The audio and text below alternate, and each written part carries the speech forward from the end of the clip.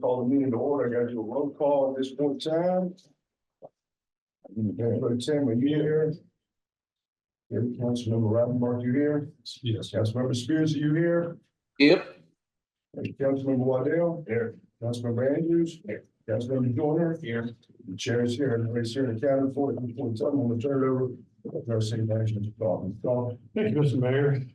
Good morning, council, Mayor Pro Tem, Mayor. We are glad to have you here. We appreciate your attendance today. We know it's always a strain on your schedules to do these things, so we do appreciate you taking the time to do it. I have one thing that's kind of off agenda that I wanted to bring to your attention about the proposed budget first, and then we're going to bring Clayton Roberts forward because I think it's important you understand the compensation package that's been developed for the proposed budget. But the first item I want to talk about is I want to call your attention to the fact that the red light cameras, safe light, has been removed from the proposed budget. I just want to make sure you're aware of that, and we will need either some sort of consent on your part to be able to acknowledge that going forward, simply because we need to curtail the contract, and the contract ends on June 30th, I believe. But we have removed the safe light camera expenditures and revenue from the budget. We have informed the county that we do not intend to have those going forward, and the county school system has removed the revenue from its budget.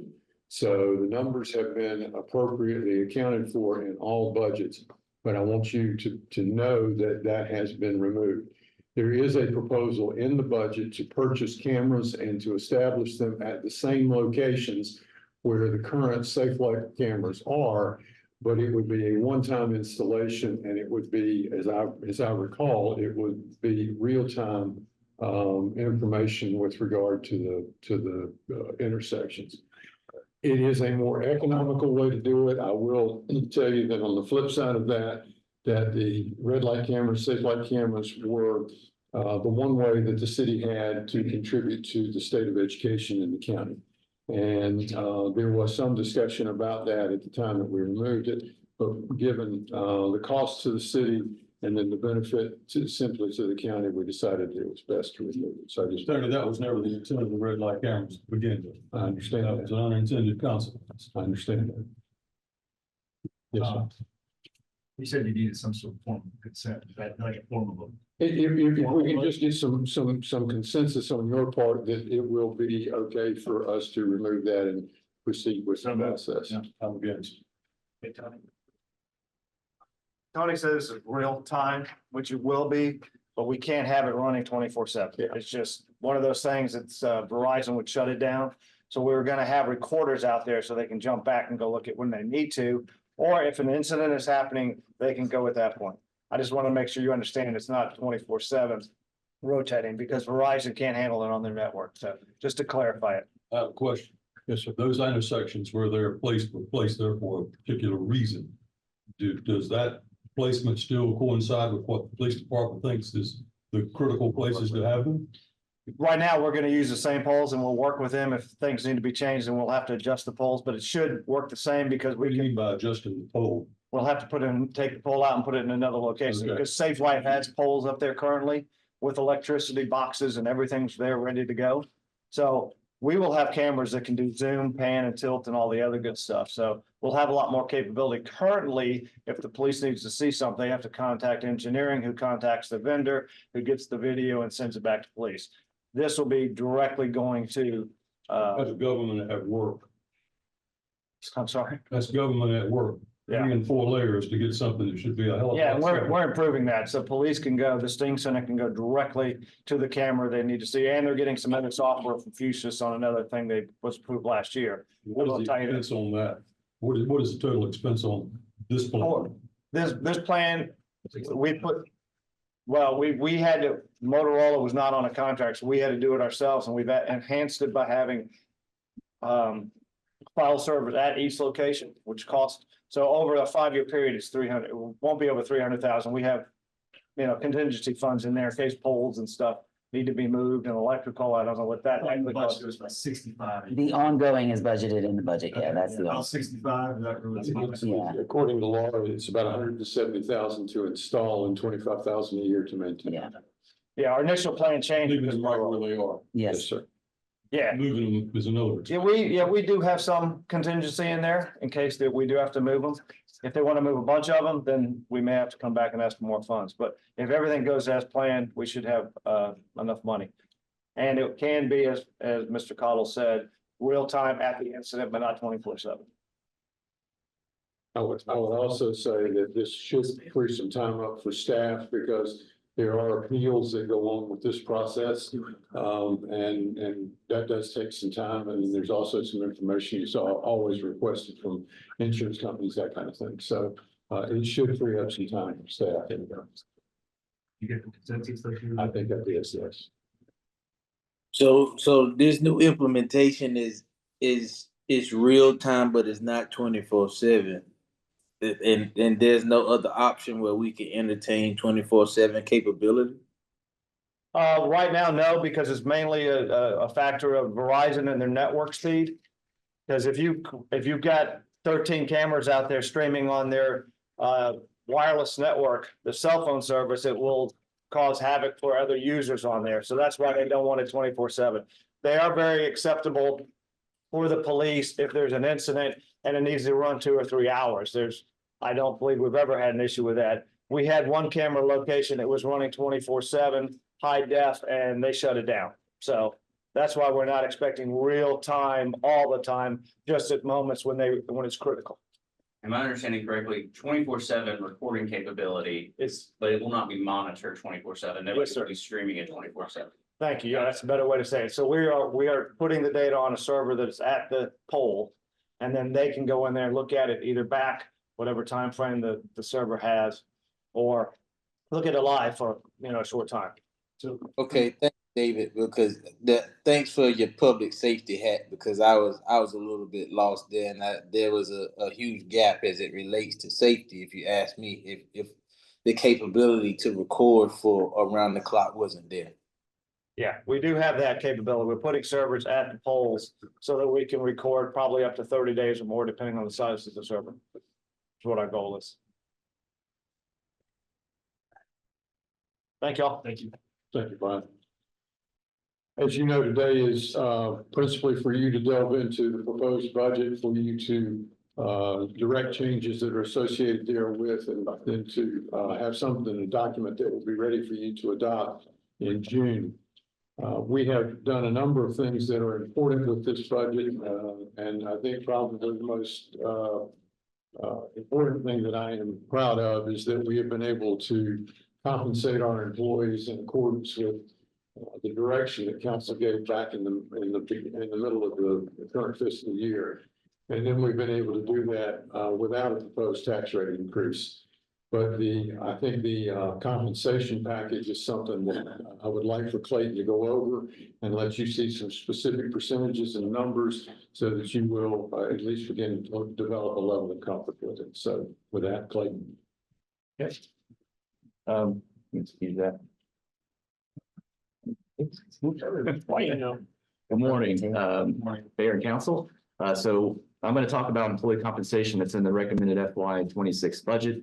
The recommendations are all based off of the compensation study that my staff completed this past fall and presented to council at its January 31st budget work session. So I'm going to start by first talking about police and fire compensation. And if you recall back in January, our ranges were not up to our comp philosophy, which is to pay within 5% of the market median of all of our benchmarks. And we benchmarked against statewide municipalities of our size, also with the local market, because that's where we more likely will lose employees. And so our recommendation is to align all of our ranks to that market median. Because the data was collected back in October, we have aged it by 1% to account for changes in the market and potential changes that some of our benchmarks might be making as well this July. So you'll see that here on the next slide, what those new ranges are for police and fire.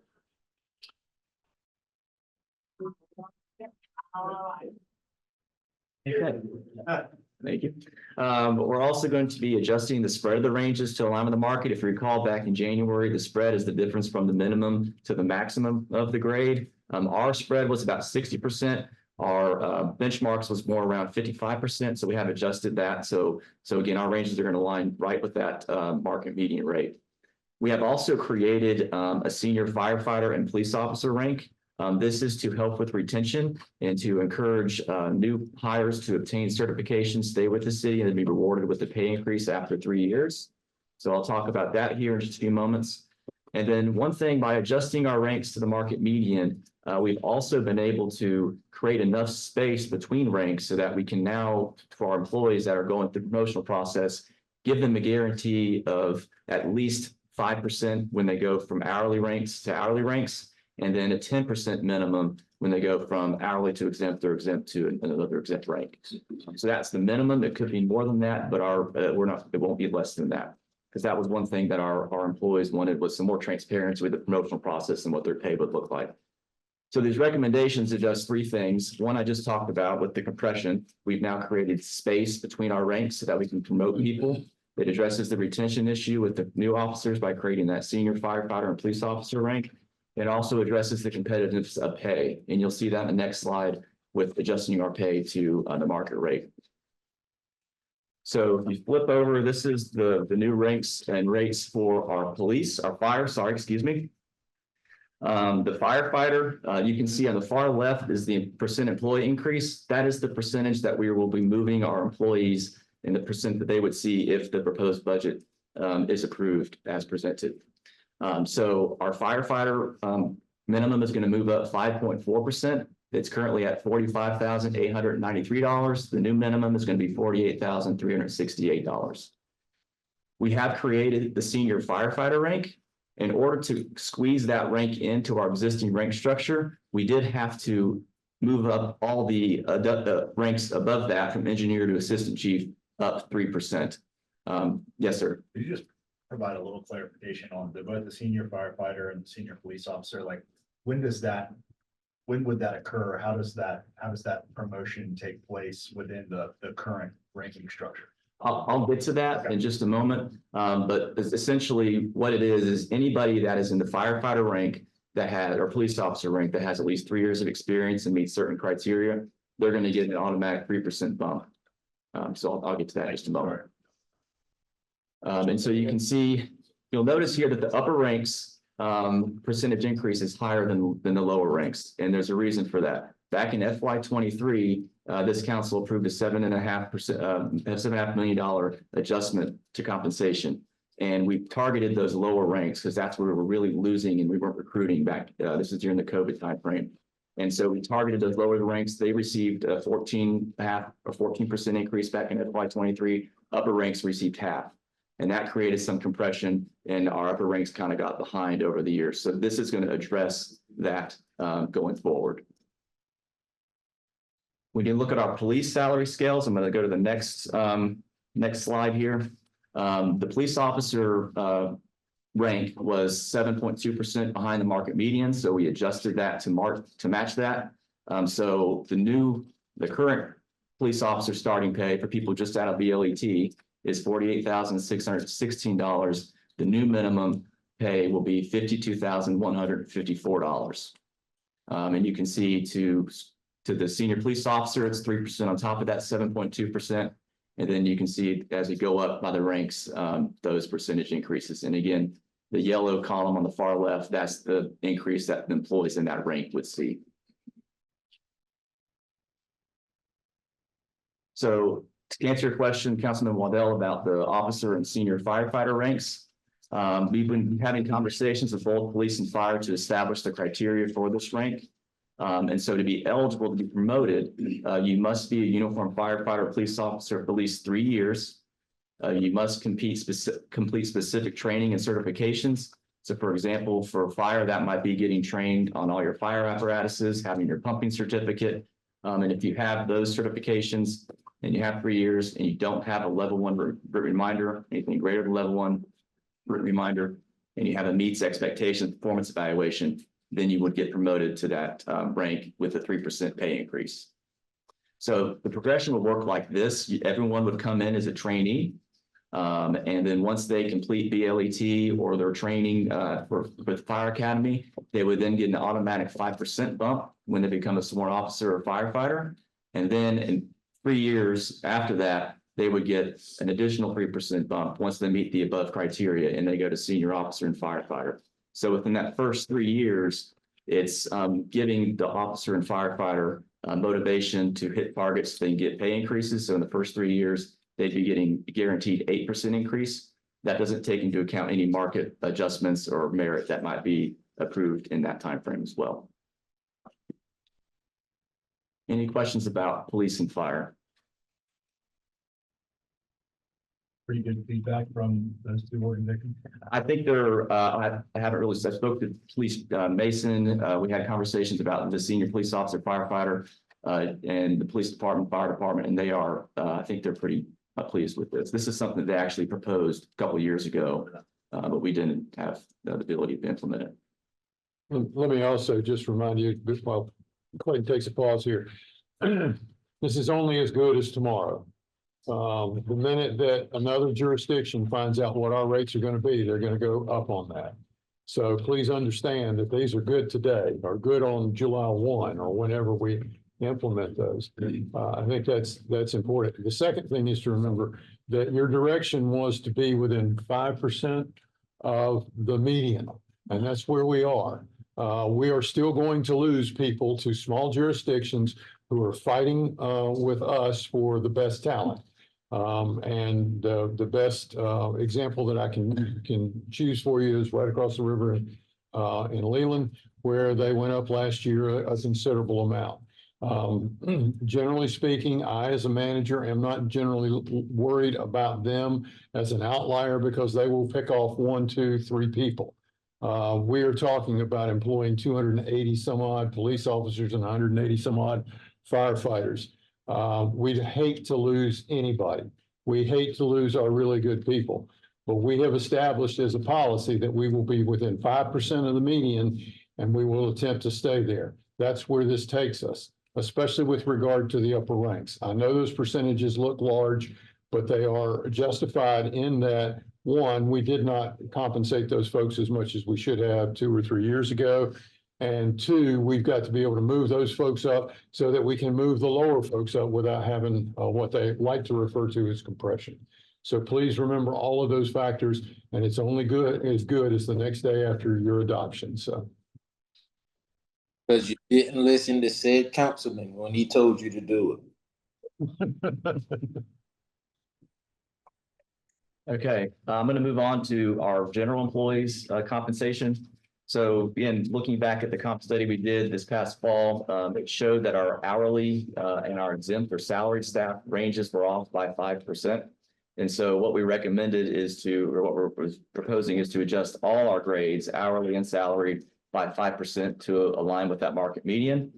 During that study, we also identified specific job classifications that were misclassified. And what I mean by that is the data showed that they were 10% or greater behind the market. And so what we did, we adjusted those positions to the higher grade to put them more in line with the market. And those classifications include our grounds technicians and turf grap workers in parks and recreation, and then our trash workers in public works, and our paralegals in the legal office. We also, through this recommendation, it's going to increase our minimum wage. I believe it's at $16.55 today. It's going to increase by 5%, going up to $17.38 an hour. So this is what the new grades look like for our hourly and non-exempt. I know these probably mean nothing to you, but basically the lower grades are a lot of your front line, the grounds technicians, trash workers I discussed. And as you move up in the grades, it gets more technical, more certifications like our equipment operators and so forth and so on. So all of these ranges have been adjusted by 5%, and our employees will also be adjusted by 5%. Same thing with the exempt grades. Next slide, you'll notice that we've adjusted all of those grades by 5% to align with the market median. Any questions about our general employees? Those, yes, those both. Just go back. one before the exempt. No, no, Oh, that one. Yes, yeah, sir. those are the employees there, the N2, N3, but that's where most of our turnover occurs. Is that correct? I would, it depends on the area, but yes, it's where it's difficult to attract folks in those grades. Like I know for grounds technicians, I know Amy can speak to that. We've had trouble attracting folks into those I positions. know it's always an issue. I mean, I always hear that, well, we're short-staffed this, we're short-staffed that, and that's, I mean, I look at those jobs as not, I won't call them critical, but those are important jobs. I mean, our public expects us to have that work performed. Right.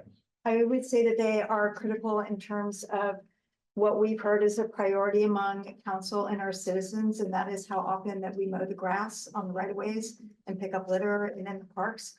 Those are the employees that do that. And not to bring up Leland again, but Leland pays those people more than we do. So I think that this will help us to recruit. Well, that's my point. I mean, those are things that, you know, our meetings, our right of ways, you know, we put a whole lot of focus where it's important in housing and those things, but there's a segment of our society out there that expect us to have, I mean, of course, the DOT shares a hell of a lot of blame on this with their lack of getting out and taking care of our common areas, if you will. But we're woefully inadequate when it comes to performing that service because of the turnover and not having enough people. And there's a glaring example of why. Yeah, and I think again, to Amy's point, we are reclassifying the grounds techs upgrade to make their pay more competitive with the market. So to recognizing that, to your point, but yes, we've consistently for the last 5 years raised our minimum pay to try to keep up with the market so we can retain and attract. But I think this proposal here is going to definitely help us attract more folks into those entry level positions in public works and in parks, For a short while anyway. at least until we see changes in the market. Clayton, could you repeat that last statement you made one more time? I know they weren't talking to me. So, by increase, so we've reclassified the grounds technicians to a higher pay grade, and we've also been increasing over the last 5 years our lowest minimum wage to maintain competitiveness with the market. And by doing that, this is going to help us attract and retain folks in those entry level areas in parks and in public works. Thank you. Mr. Rivenbark, I don't know if it's appropriate for me to address this right now, but we also made some additional changes to address the right-of-way growth, grass and litter in our through base budgets. Within our department, increasingly, we've been unable to attract temporary workers from temp agencies that during the growing months, you know, we swarm up and are able to keep somewhat healthy rotations in terms of how often we mow. In the past few years, we've not been able to attract those workers.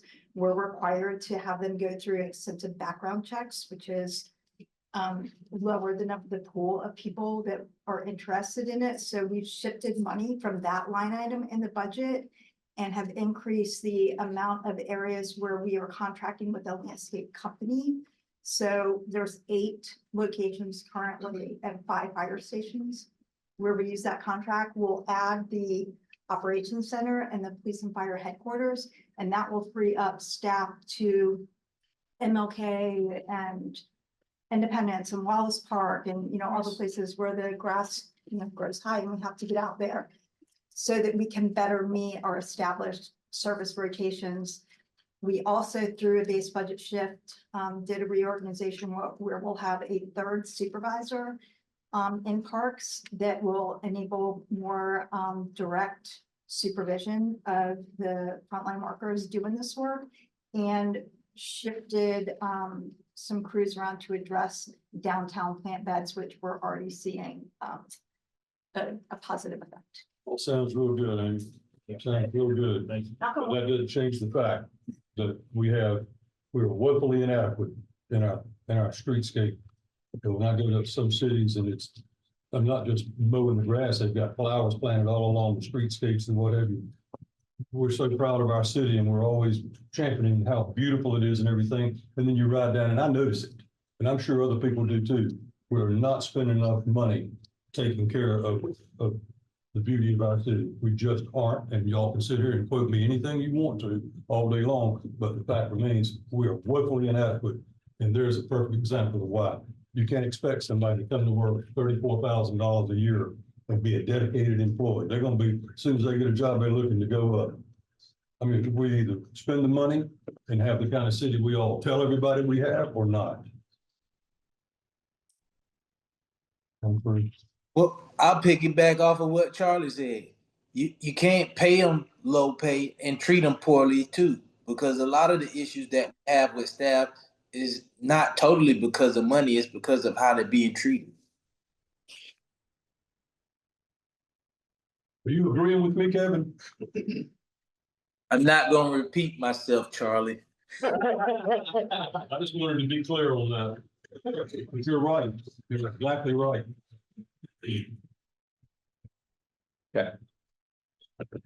Another area that we looked at with our comp study was looking at our health insurance. So I'm going to talk about those recommendations right now. Our benefit study showed that our employee premiums are the highest amongst our benchmarks. There was a chart I showed you where it had us and our employees were paying the most for our health insurance. And in some cases, 50 to 60% higher than the benchmark median. So the benefits committee evaluated options to reduce those premium costs for employees and bring us more in line with our benchmarks. And I'm happy to report that in the FY26 recommended budget, we were able to reduce the health insurance premiums by $50 a month for all employees that are on our health insurance. So that means every employee in the city that has our health insurance would see $600 savings over the year. And so I'll show you what those new rates will look like in just a moment. We did make some slight adjustments to the deductibles and out-of-pocket maximums to control some of the costs that increases that we've been seeing, and those align with, again, the benchmark medians in the study that we conducted last year. So I'll show you those in just a few moments. So this slide shows you what our premiums would be. So if you look at the top chart, those are the biweekly premiums without the HRA. That's the health risk assessment. It's when employees go get the blood draw. If they get that blood draw, they get a $30 per pay period or $15 additional if they have a spouse discount on their health insurance. So this is without. So currently without, if you have the high deductible plan, you're paying $72.50 per pay period. And then with the proposed reduction, they'd be paying $47.50. The PPO, you'd be currently paying $92.50. That would drop to $67.50. So if you look at the bottom chart, that's the same biweekly cost, but with the HRA discount. And so you can see currently they pay $42.50 high deductible. If this is approved, they'd be going down to $17.50. And the PPO would be $62.50 and they're dropped at $37.50. A lot of our benchmarks had a free option for their employees in terms of health coverage. This gets us closer to that. And so, again, this would result in a $600 savings for everyone that has our health insurance. Another I told you so. I mean, I'm being funny, but I'm really not being funny because these are things that I've mentioned in previous budget work sessions and it didn't get very far, but I wish we would have listened. I really wish we would have taken a lot of the things that I brought to this council and to staff into consideration, and maybe we wouldn't be here. Maybe we would, because people are always going to want more money, but you know, there was a way. There's a way to balance, you know, employees being disgruntled or feeling a certain way if they're able to experience more, if they're able to take a little bit more home, if they're able to pay less when they have to go to appointments. And I really wish you all would have listened to me, but you didn't. So here we are. Okay, when we look at the proposed plan design changes that I talked about, the numbers in yellow, that's where we increased the numbers to align with, again, the benchmark median in our study that we did. So for individual deductible, that's the amount that individual has to hit before co-insurance kicks in. So for the PPO, it's $2,000, it's moving up to $2,500, and the high deductible is $2,000, going up 2,500, again by $500.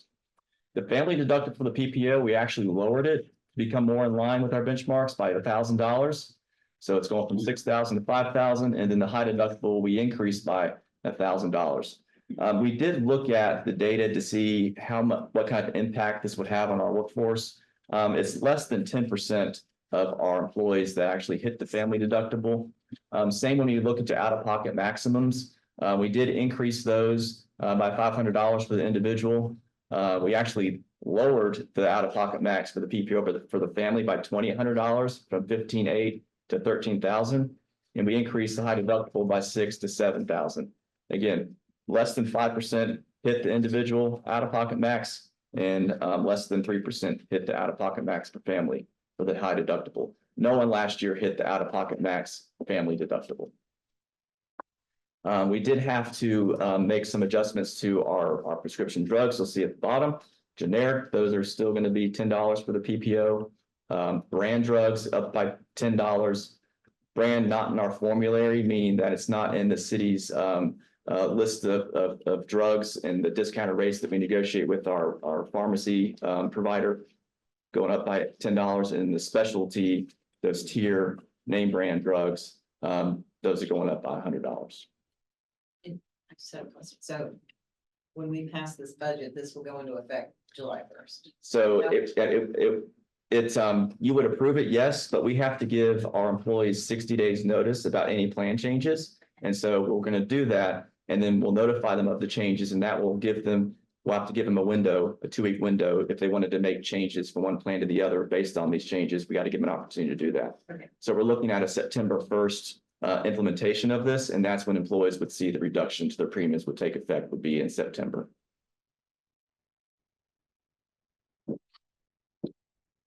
So our timeline to implement this, if council approves this in June, we would make the market adjustments effective June 30th. And due to our payroll schedule, that would be reflected in the employee's July 25th paycheck. The reclassifications for the grounds techs, turf grass workers, RTS workers, and paralegals, those would go into effect July 14th, reflected in the August 8th paycheck. The senior police officer and firefighter, I have that up here as to be determined. Again, we are working with police and fire to finalize those details and requirements. There will be potentially an application period for those that meet the criteria to apply. And then we would have to make sure, verify that meet the eligibility, and then we can make those promotions effective. So it might be end of July, it could be August before those take effect. And then our health insurance premium reduction, as I mentioned, that would go into effect as September 1st. Are there any questions from council about what's proposed? None really on any of this. I see this one through. I think this is great work that's been done. It's time to do it. But regarding the council compensation, looks like according to the line item budget, we're increasing by 15%. But I think in kind of the overview, it's at 5%. And I'm wondering, one, which is this? And two, what increases have we had? I know we've been basically consistently increasing I think too large margin year over year. And so maybe over the last 3 to 4 years, what's our percent increase in total? The category that you're looking at in the budget book under council is all of the personnel lines. So it's not just your stipend, it's also the taxes and the benefits that are included in that. So that's why some of that is higher than what you're expecting. We did increase it by 5% for the stipend, for each of the stipends. With regard to historical actuals, we can get you that, but what we've done, I don't remember when it was first implemented. I think it was 2 years ago or 3 years ago. We started putting in the ordinance that council will get the same as what the general employees get. And that is what we're following. So the 5% per general employee, and that's. So on the line item, page 1 of the line item budget, other pay board members, FY25 adopted 142,776. FY26 recommended is 164. $21,000, a 15% increase, that's inclusive of some other items? Yeah, It might be that was, I got it. It might be that the last minute we put the councilman in there and we just put it in one line item. So that is in total, all of the taxes and everything that was related to it. We didn't spread it to everyone for just time management purposes and budget. Okay, so that's not just our base salary, that's inclusive of everything. 164 is inclusive of like all in. The all-in of the 5% with taxes and everything was probably that, but I'll verify that for you. It comes to 15%. Yes, because everything went into that line item. We'll break that line item out for you, and then we'll get your historical reference as well. Would you like it over a 3-year period or a 5-year period? Since I've been here? 4 years. 4 years. Okay.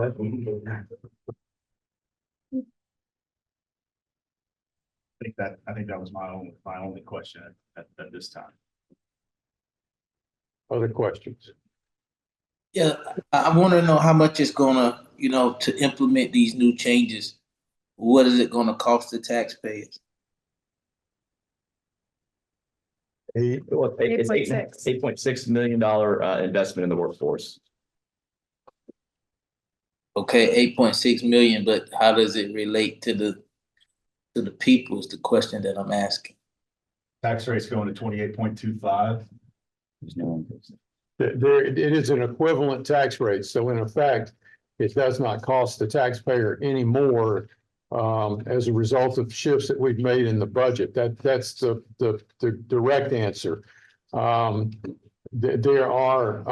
will be increases in people's tax bill based upon their relative value of their property to the mean or median in which it rose across the county. So I can't tell you exactly how much it'll cost each one of them, but generally speaking, it will be the same amount that they paid last year, plus 2.5%, which is the growth that is allowed in the state formula for equivalent tax rates.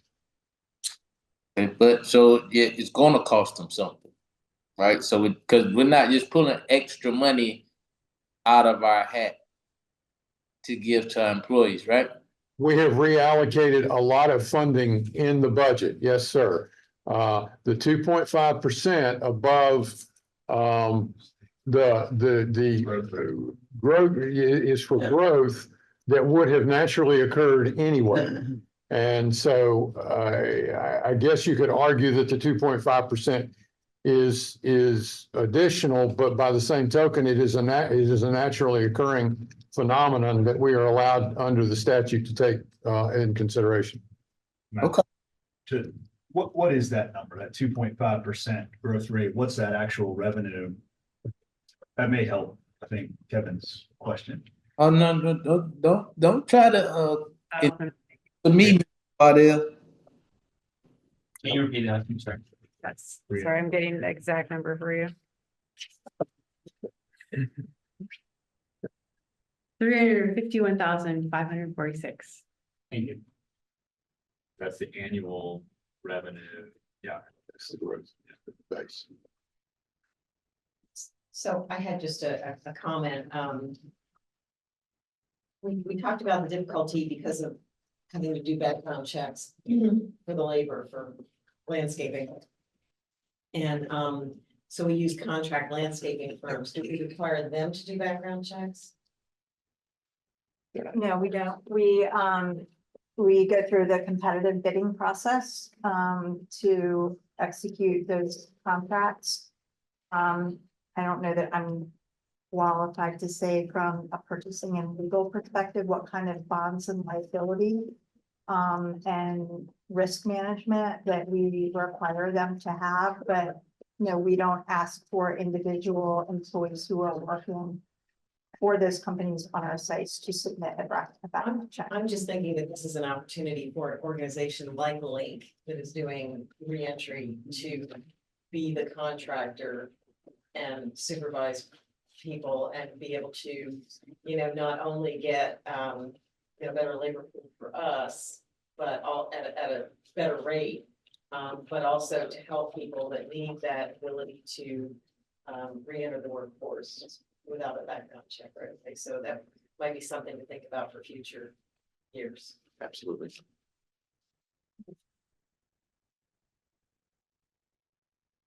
Any other questions or comments? Well, I want to thank council for taking the lead on this back in January when you recognized it as an issue and asked the staff to put together information.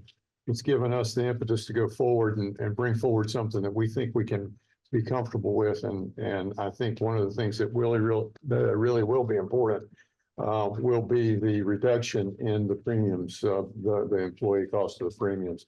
We've heard probably more about that than we have anything else.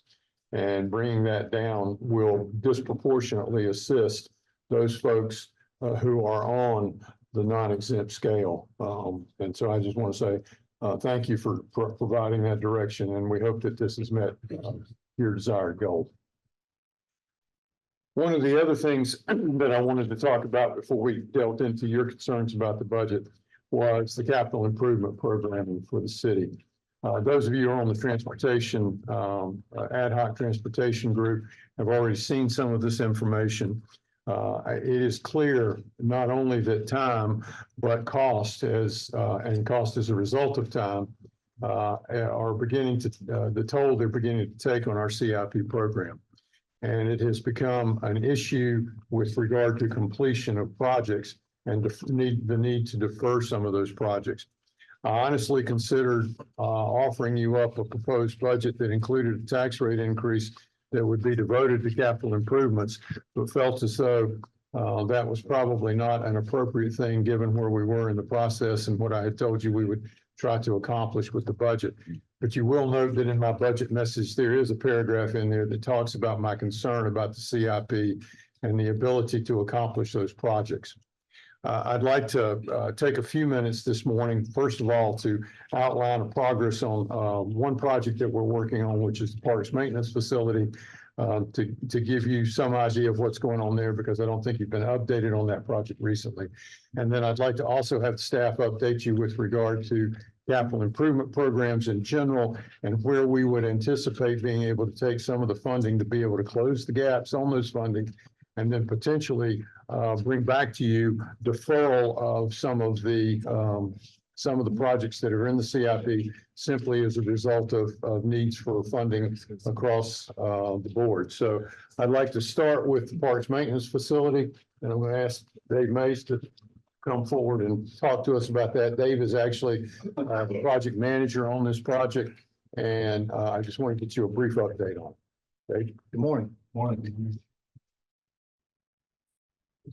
Yep.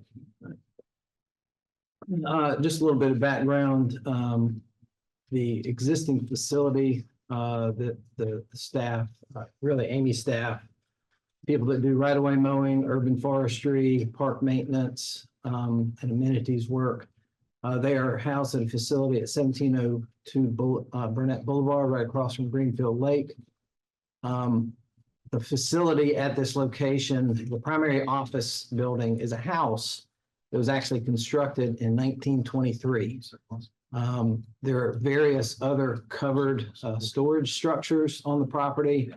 There's a gravel floor, greenhouse, and the mechanic shop that they use to maintain a lot of the equipment, the mowers, the chainsaws, the weed eaters that do a lot of this work. It's a converted lean-to structure. Kudos to the staff members that have been operating out of this facility. This facility is the one that is in the most need of being dealt with. In 2017, we funded and sponsored a space needs study. We identified existing facility issues, and we developed program requirements for urban forestry, park maintenance, amenities, and right-of-way mowing. A good portion of this facility is located in the floodplain. So if you can imagine, when we have hurricane events, a good portion of this group has to relocate. They got to pick up everything that's going to get wet and move it somewhere else. And right now they move over to the maintenance yard at Legion Stadium. The site is really simply a hodgepodge accumulation of different types of structures. They are obsolete. We lack ADA compliance at this location. And along our journey to deal with this facility, we've discovered that the NCDOT project to improve South Front Street is going to consume this piece of property. The alignment of a roadway connection between Burnett and South Front Street will cut through this property and take out that main building as well as some other structures. That project right now is scheduled for right-of-way acquisition to begin this year with construction slated for 2029. We've designed a new facility that solves the concerns that we've identified, and we found a piece of property that is adjacent to the city's operations complex on River Road. The location, the address of that is 111 Melton Road. It's right there shown with the star kind of at the top of the page. We purchased this property in 2020. Just for reference, it's kind of catty-cornered across the street from the Southside Wastewater Treatment Plant. And the biggest thing in the middle of the picture right there is our operations complex. So in addition to providing them a new facility, it gets them closer to where a lot of their vehicle maintenance will occur, as well as fueling. Is that vacant land? No, we purchased that property. It is vacant. We purchased the property several years ago. So here's the layout of the design site. Numbered just from top to bottom, we got a main building. That's the office. It's a multi-use building, both for offices as well as workshops. There's a greenhouse, space for a brand new state-of-the-art greenhouse. There's a chemical storage and potting building. There's open air material storage bins. Labeled as number 5 is a very important structure. It's a pull-through vehicle storage shed to keep the equipment out of the sun. They've got different areas for plant storage. Staff parking is a pretty important thing. Originally, we found out that a lot of staff were having to park on the opposite side of either Burnett or South Front and cross those streets to get to work, which was a concern. We got a big maintenance yard, and then there's some area for expansion. I do want to note there are residential properties that are adjacent to the property. Those are non-conforming uses, but we will be trying to supplement the landscaping to buffer those. The total size of this property is 7.5 acres. On a very not labeled, but on the very top of this is an existing retention pond. This property was originally subdivided for sale as for industrial use. Never got sold, but they did construct some of the infrastructure. So we do have the benefit of an existing stormwater pond that we're going to be renovating. So the fact that those neighbors are non-conforming, it's still residential use. Correct. How does code enforcement translate that into buffering and setbacks? We'll still have to comply with buffering requirements. As though it was zoned commercial, residential. Yes, sir. Right. The building, this is a rendering from the architect, just at the front of the building, with the entrance there, kind of on the right-hand side of the picture. Workshop to the left-hand side of the picture. Total project budget that we have in the project is about $10.5 million. We've already spent money on the space needs study. We spent money on acquiring the land as well as the architectural design. So what total available is just under 9.1 going into the construction phase. In dealing with what we anticipate to be a gap in funding when it comes to the bid received, we've got these recommendations primarily about unused funds from other projects or deferment of some projects. You can see the amounts there from the training facility, from City Hall, from River Place, Greenfield Lake Structures project, as well as interest earnings. So total available to transfer, should that be needed, is a little bit more than $2 million. Yeah, yes, sir. I'll Okay. And just to note that this amount would allow us to be able to fund the construction with the 10% contingency based on the current estimates that we have. This project has been designed with some sustainable elements. It is slated to be pursuing a LEED Silver standard in support of both council's goals for clean energy as well as greenhouse gas emission reduction. A couple of notes about those elements. The building is oriented so that we can maximize the amount of energy created from the solar panel system that's designed for the roof. Building materials have been selected to include recycled content where appropriate. The folks that will occupy and use this building use a lot of water. They help maintain our plants. So we've got cisterns on there to collect runoff from the roof that they'll be able to use and repurpose instead of using potable water as a supply. It's also got bioretention as well as the stormwater pond on that property. We anticipate a very efficient building because we've designed the electrical system with LED lighting. The exterior lights, the area lights that will light up the parking lots, equipment storage areas are completely solar, so they will not be utilizing energy at all. We have good examples where we've done this along the Cross City Trail. There'll be occupancy sensors, and of course, we have a rooftop solar system as well. We've designed it with high efficiency mechanical and plumbing systems, and the site will also be set up for our future use of both electric vehicle and equipment charging. Just to note that the rooftop solar, we have quite a few alternates designed within the bid of this project so that we can evaluate the cost of all these things before we go to recommending an award. So some of these are subject to award of the bid alternates. Solar power, the rooftop, everything, that's been around enough now. It's being used widely enough to where there's got to be some opinions out there. There was an article I just happened to read in, I guess it was, we'll call it our daily newspaper, paper, Star News, I think. It was talking about that it was, of course, it was probably just one side of the story, but it had some really bad things to say about solar energy, and it really wasn't accomplishing what they tell you it's going to accomplish when you buy it. So, i.e. reduced rates. Did you not, maybe I'm the only one who saw that? It was just in this past week. Is there anything with the city? We're happy as clams with all our solar? The best example that I can provide to you is the results that we have for the building that we retrofitted at the Pullman complex.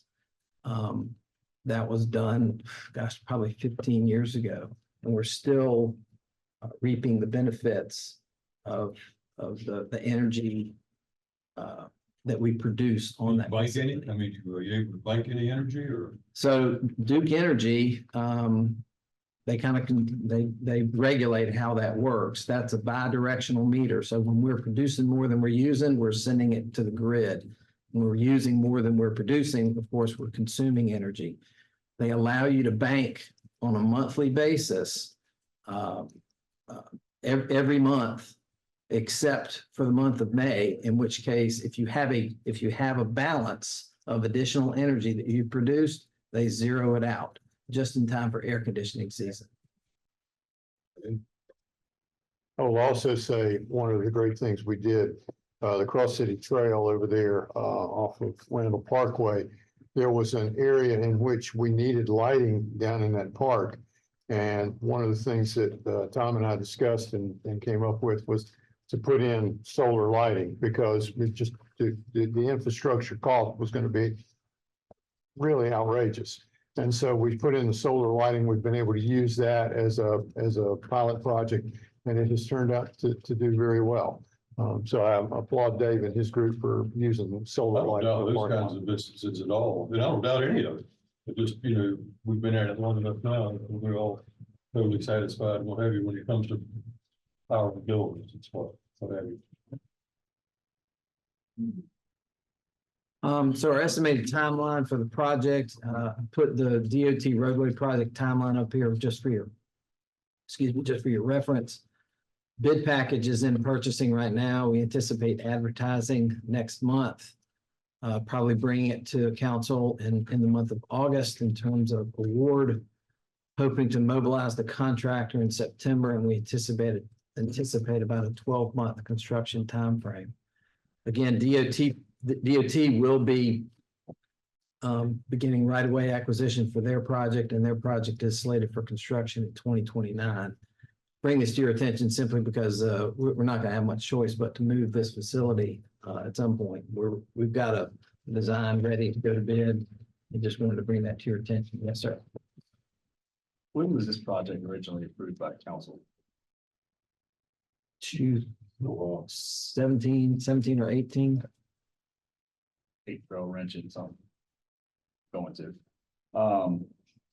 Do we have the capability of pulling up like Google Earth or something on this screen here? Bill, can you help us? Can we just go to the city site 1114 South 17th Street? That's Coleman Complex. Yeah. What are we doing with that right now? Right now, 1114 South 17th Street.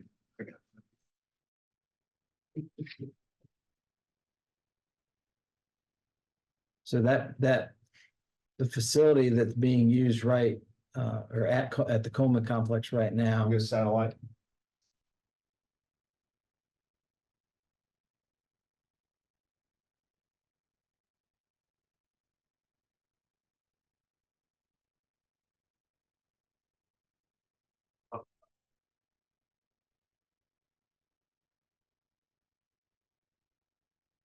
Yeah. Dylan. Yeah, satellite. All the way to the left. This kind of, I've always found it helpful to have a visual. It's, I mean, I drive by it a good bit. It's fairly. It's vacant, it seems vacant. It's being used for three purposes that I know of. One is police equipment compounds You zoom in, Dylan. for seized vehicles, seized equipment. It's being used for storage for fire department equipment and recreation. And what's the third item that I'm thinking? Urban forestry is Yeah, urban forestry. temporary measure. Well, it has, I mean, it's certainly a smaller site. I think it's like 2.5 acres. And this is 7.5 acres, so certainly a smaller site. My big concern is we've got massive CIP issues. And we're gonna build a whole new facility that we may or may not need. I'm not saying that we don't need it. But is it not possible to retrofit this? Like, I mean, this facility has a real similar layout, smaller footprint, but a very similar layout. Is it not possible to retrofit and save some money? I mean, we've got this thing that's really underutilized, in my opinion. We've cleaned it up, appreciate that, but it's just kind of sitting there waiting to be used, and it's got a real nice footprint for what this seems to look like. That's just never been a point of discussion. I'll say that we looked extensively around at properties that we have. The program analysis that we did from the space needs study. This is just simply, quite plain and simply, not enough space. So if we're going to take the elements that we have designed at the River Road or Melton Road property and try and put everything that Amy's department needs on the property, it won't fit here. And maybe you can fit it, but you're not going to be able to move around. You're not going to be able to access it. So Part of the urban forestry equipment is being stored here, which would normally be. Do we have an ultimate plan for this facility? It just seems really underutilized. It does seem underutilized, and there have been a number of proposals that have come forward for that property, and we're still trying to sort through what the best use of it would be long term. But the budget delta for this project is a couple million. $1 million. $1 million. No, $1 million. a little bit more than that, but yeah. Thank you, Mr. Engineer. I'm using manager math here. We can give me a break. So, I'm sorry. go ahead. No, I was gonna say that it looks like a good fit. You know, and I've been to the one where you are now. And you have really like, they're gonna, the DOT's gonna take the street and then we gotta move it. Number one, number two, I think it's important that wherever we place this multi-billion-dollar equipment, you gotta be able to get it in and out, you know, without what you have to, so. I think it's a good idea. Well, go ahead, Dave. So my question is from 2017 approval by council to May of 2025 for bid package and purchasing, was this just something that remained in unfunded? And now the DOT project schedule is sort of like, all right, we've got to find something to do like this again. We have not necessarily stopped working on it. I will say that after once the information about the DOT project came forward, we had to pivot. And we went into where are we going to go at that point? So we, Amy and I worked with our property acquisition specialist at the time to seek out a location. I can tell you, Mr. Waddell, that we did look at other city properties that we already owned. And council at the time, after locating and evaluating this particular piece of property, it was decided that this is where we wanted to locate that facility. So we pursued the acquisition of that property at council's direction in 2020. Since then, it's been a matter of getting the conceptual design. Well, in 2020 is actually when we hired the architect. So they got started at that point. Once we didn't want to hire them without a piece of property, knowing where the facility was going to go. So they started really in late 2020 getting this design. And so here we are today.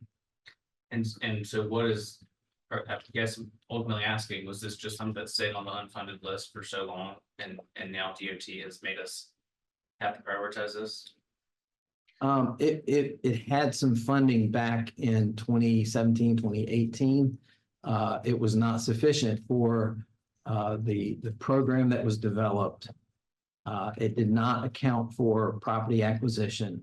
And it also, one consideration on the property that we eventually acquire is the fact that there is a unique to Wilmington. It's not very common here, but there is a 15-foot elevation difference on that piece of property on Melton Road.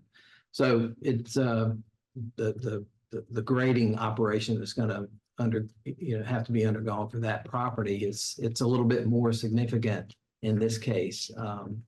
So that's kind of driving some of the design features as well as the construction costs. And that 15 feet elevation change led us to a 2020 to 2025 window of time. Pretty much. That in capacity.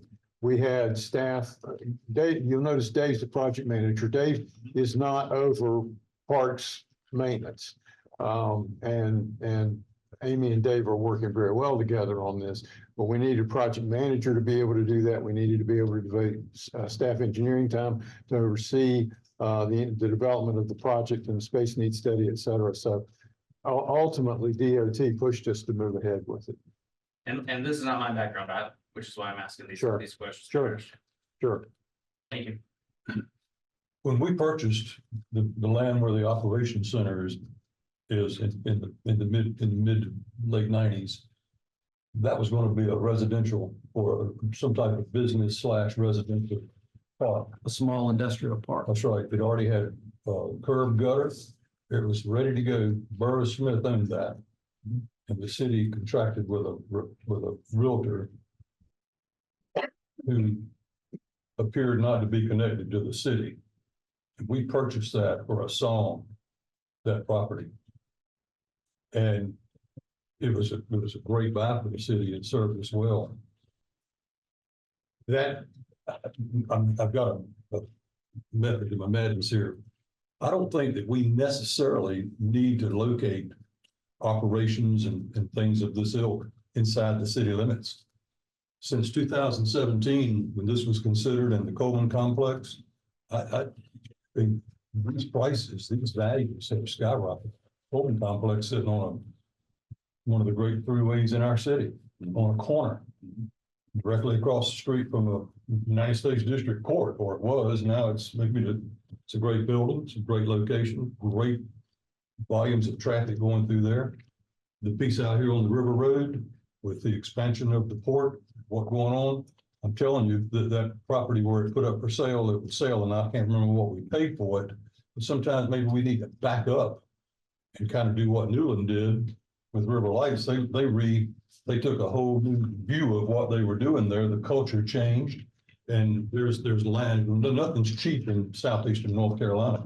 But I'm not, and I know this is applying the ointment in the worst degree, but I think that you could look for a piece of land, 15, 20 acres, and pay for it and put the Coleman complex and what we're looking here to build a new building on the same property.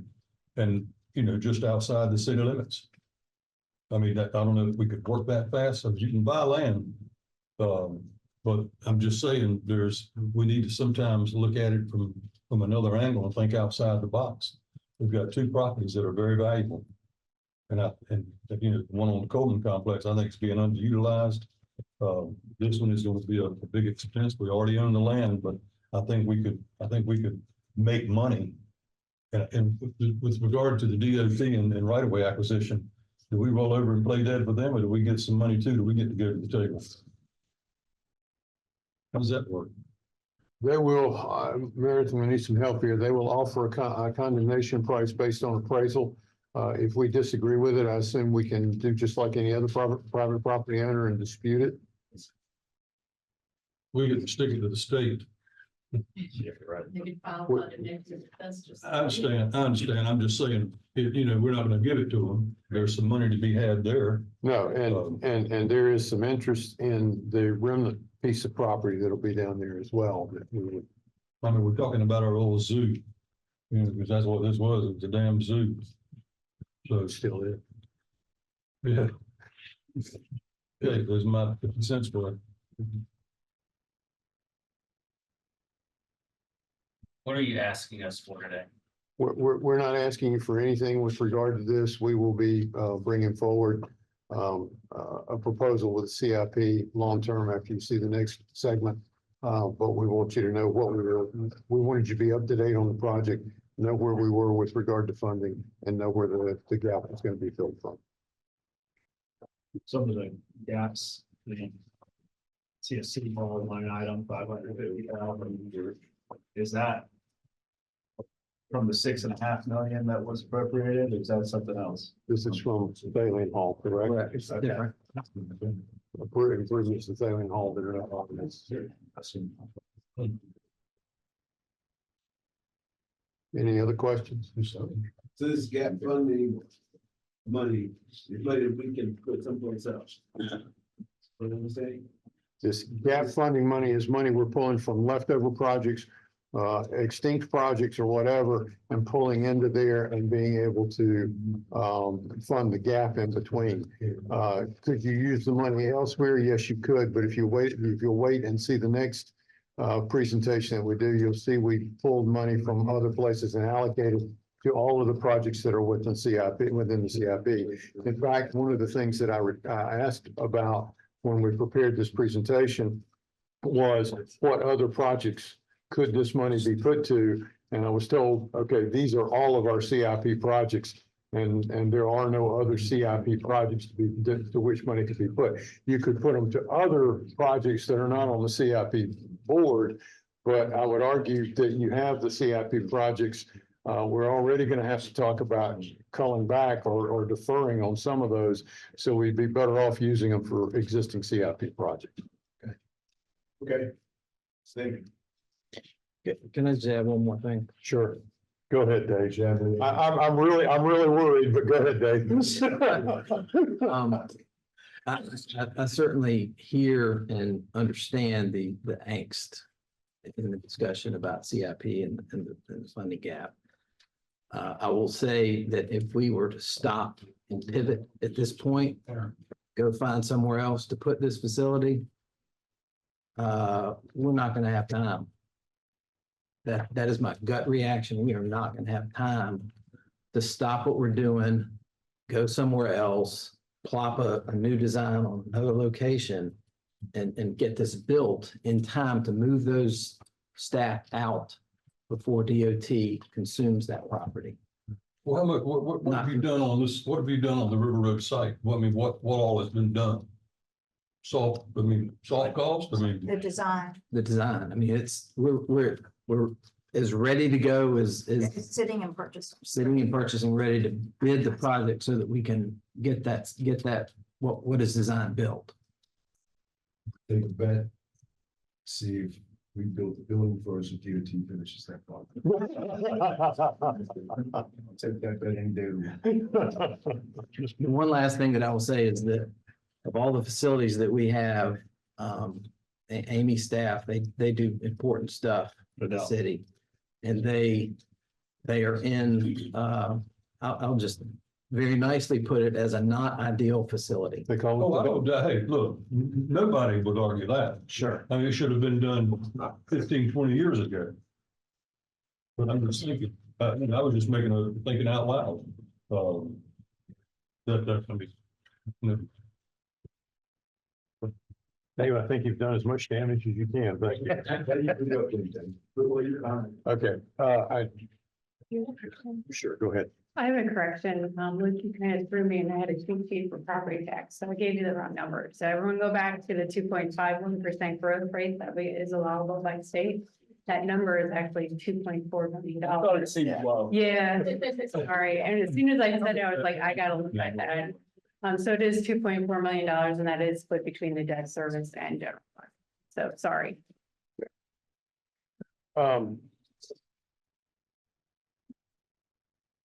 Okay, you don't look like Denise. I'm the new Okay, for today. I had already mentioned that we are gonna have some funding gaps with regard to our CIP. Some of you on the transportation ad hoc transportation subcommittee have already seen some of this. What we are bringing to you today is a way in which we could fund the completion of many of the projects that are already in the pipeline and ask about deferring a few projects simply because our eyes are bigger than our tummy, as my father used to say. So if you will allow us to go through this, and then we'll be glad to answer any questions and talk to you further about it at the end. Okay?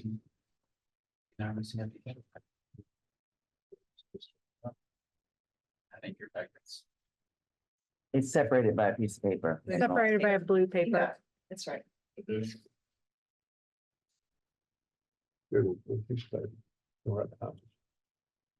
No, no, it's right. I think that's the last piece of it. It's only a couple pages. There you go. Thanks. You're special. Brilliant, man. Okay, Dave, take it away, bro. So I'm picking up right where Dave Mays left off. So this is an update of the January budget work session presentation. And the analysis changes to reflect bidding, changes in scope, and refined estimates.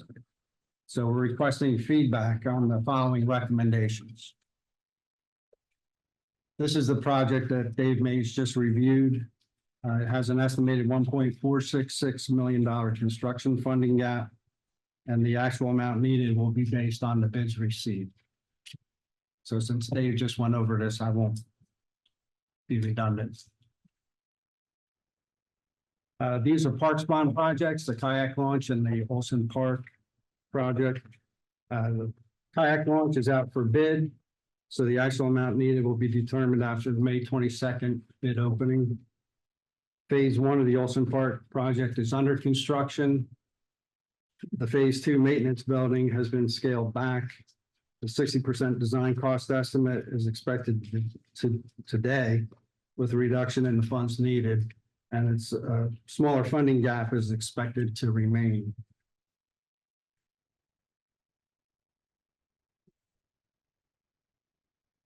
The Independence Boulevard screen wall has an estimated $200,000 construction funding gap. This project is currently on hold in favor of higher priority projects. The Hooker Hinton Wrightsville Greenville project has a $1.39 million construction funding gap. On May 6th, council rejected excessive bids that were received. And upon NCDOT's authorization to rebid, the actual amount needed will be based on future bids. The Front Street Bridge has a $425,000 construction funding gap based on the consulting engineer's estimate. Our consultant is currently evaluating the two bids that were received on May 1st. Funding gap analysis will be adjusted after the review is completed. Phase 1 of the downtown trail has an estimated funding gap of $490,000. This is a placeholder for purchase of a 2.5 acre CSX parcel that's required in a federally regulated corridor. This includes the property costs, legal fees, and environmental assessments. And the Water Street bulkhead project, repair project is in progress, so the available funds are estimated only at this point. That's in the couch cushion section of this slide. Dave, what is it, of these projects that we're looking at the gap? The gap for those four projects. What is the cost of those projects? Oh, the total cost. Yeah. We're gonna have to pull that in the for you. Sorry. That in addition to the gap. It's Yes. whatever had already been funded for the Right. project is the difference between the funding that we have available and what we think we're gonna need. I understand, but I want to know what the cost is plus the gap. We'll get you that. Okay, thank you. Wait, go back. Yes, sir. I want to go through these available funds down here because this is what Clifford was touching on just a few minutes ago. Was just for you to see where we're pulling some of this money from. The Water Street project that had $100,000 left over, Chestnut and Grace. Again, remaining funds almost $400,000. The Best Western Pier and demolition remaining funds of about $137,000. And I'm not sure Water Street. Yeah, the Water Street bulkhead project. Go ahead. I'll be happy to go through those. Okay. Water Street bulkhead repair project. That's what we call the area 4 of Water Street Park. It's the old Coast Guard Diligence docking area with the parking lot next to it. We're going in and doing temporary interim repairs to try to get another 10 years life out of that so that we can afford to come back in and do a relieving platform or something in the future. They are currently out there working, finding more holes in that bulkhead. So it's an estimated amount at this point. It's not a promise. Greenville Loop guardrail, that's over by, I'm sorry. Yes, sir. You said you're trying to get an extra 10 years. Yes. Out of it. Did we do that earlier? And that's where we found all of this? Well, we bought it as is from the Coast Guard. Right. And we knew that it was gonna have problems. We knew that we were gonna have to do this as an interim measure because of the cost of replacing the bulkhead. So the idea is, this was the plan, is to do these Band-Aids on the existing structure that's out there. And that will give us time to be able to fund a more comprehensive shoreline stabilization out there. Well, it's probably wise to remove that $200,000 line. Probably gonna use that on. Well, I would say that that's our best guess right now. We've got a good contractor out there that's doing the work. They've got divers in the water and looking at it. That's our best guess. And I would say that probably there are numbers that are pretty solid in this, but not everything in this is solid. These are subject to change, bids received in the future. These are estimates. Like the compensation numbers, they're good today. Yeah. Greenville Loop guardrail, that's over where Greenville Loop Road intersects with Oleander. We put up a guardrail next to an embankment, and that's the money that's left there. So that's one of the good numbers. Capital balances and the interest on the capital balances in this Streets and Sidewalks Fund, those numbers are solid. So that gives you an idea of where the money is coming from. So we've to got, fund the gap. we've got a $2.5 million gap and a $2.8 million revenue fund that is shown here. Right, currently, we have about a $350,000 surplus, of course, not guaranteed after today, but that's where it looks like right now. The bidding environment is challenging, so 347 is Yes. nice to have, but we don't want to spend it elsewhere. The transportation bond program has an estimated $22.8 million construction funding gap. The recommended strategy includes deferring 3 bond projects and appropriating funds from the other sources listed. This will eliminate the funding gap and leave about 5.7 million to address contingencies. And some good news, yesterday, the low bid on phase 2 of the Greenville Loop Trail was less than the consulting engineer's estimate. So we're seeing some competition again. The future analysis will reflect the actual bid prices for the projects that we've got. Just to touch on these briefly, Carolina Beach Road Streetscape, that's a project that DOT is deferred. We had removed 3 million earlier, left $1 million in there for landscaping at the quadrant at the Greenfield Lake outfall there. At this point, we're planning on just removing that. It's aesthetic enhancements for the intersection that we're recommending removal of those funds. Carr Avenue Trail, we're going to get into these a little bit later on another slide, deferring construction on that. Pine Grove North, deferring construction on that. Yes, those can I make a projects- comment? Yes, sir. All of those up there are terribly important. Yes, You've sir. got some aesthetic projects, you've got some that, trails and what have you. Pine Grove North. You realize it's a big ticket. That's on Oleander Drive. I mean, it is horrible to put that off. When we say deferred to when? Well, at this point, what we're thinking is defer it until we get bids on the other projects and see where we actually come in. What are the projects? Pine Grove South, for example. Which is, to me, a major priority. We gotta do that one. That is a city street. Major than Oleander and. I drive both of those every day. And Pine Grove South is, I think if you fix, once you get that roundabout in, you alleviate a lot of the issues. I mean, I'm no traffic engineer, but I believe you alleviate a lot of It's this. important. I don't think it holds any more importance than Pine Grove North. Because that's where it was feeding traffic into it. I don't disagree that it's very important. It's it's mainly on a DOT street. DOT has in the past considered a College Road, Oleander Drive intersection project. Whether there might be a potential for incorporating something in that in the future, we don't know. But at this point, the deferral is not for eternity. It's basically let's get the bids on the projects that we've got going, which are on another 2 slides at the end of this presentation. I'm just telling you, we stick these damn pretty pictures out there at all these key intersections. Look what's coming. It's in design. It's in this. It's never happened. And that is a hugely congested intersection. Not just because of the volume of traffic, but the way it's configured. It is horrible. And then you've got the school over there. If we could just ask Lisa, I said, if we can't do that sooner rather than later, can we do something to Macmillan Avenue where it comes up to Pine Grove?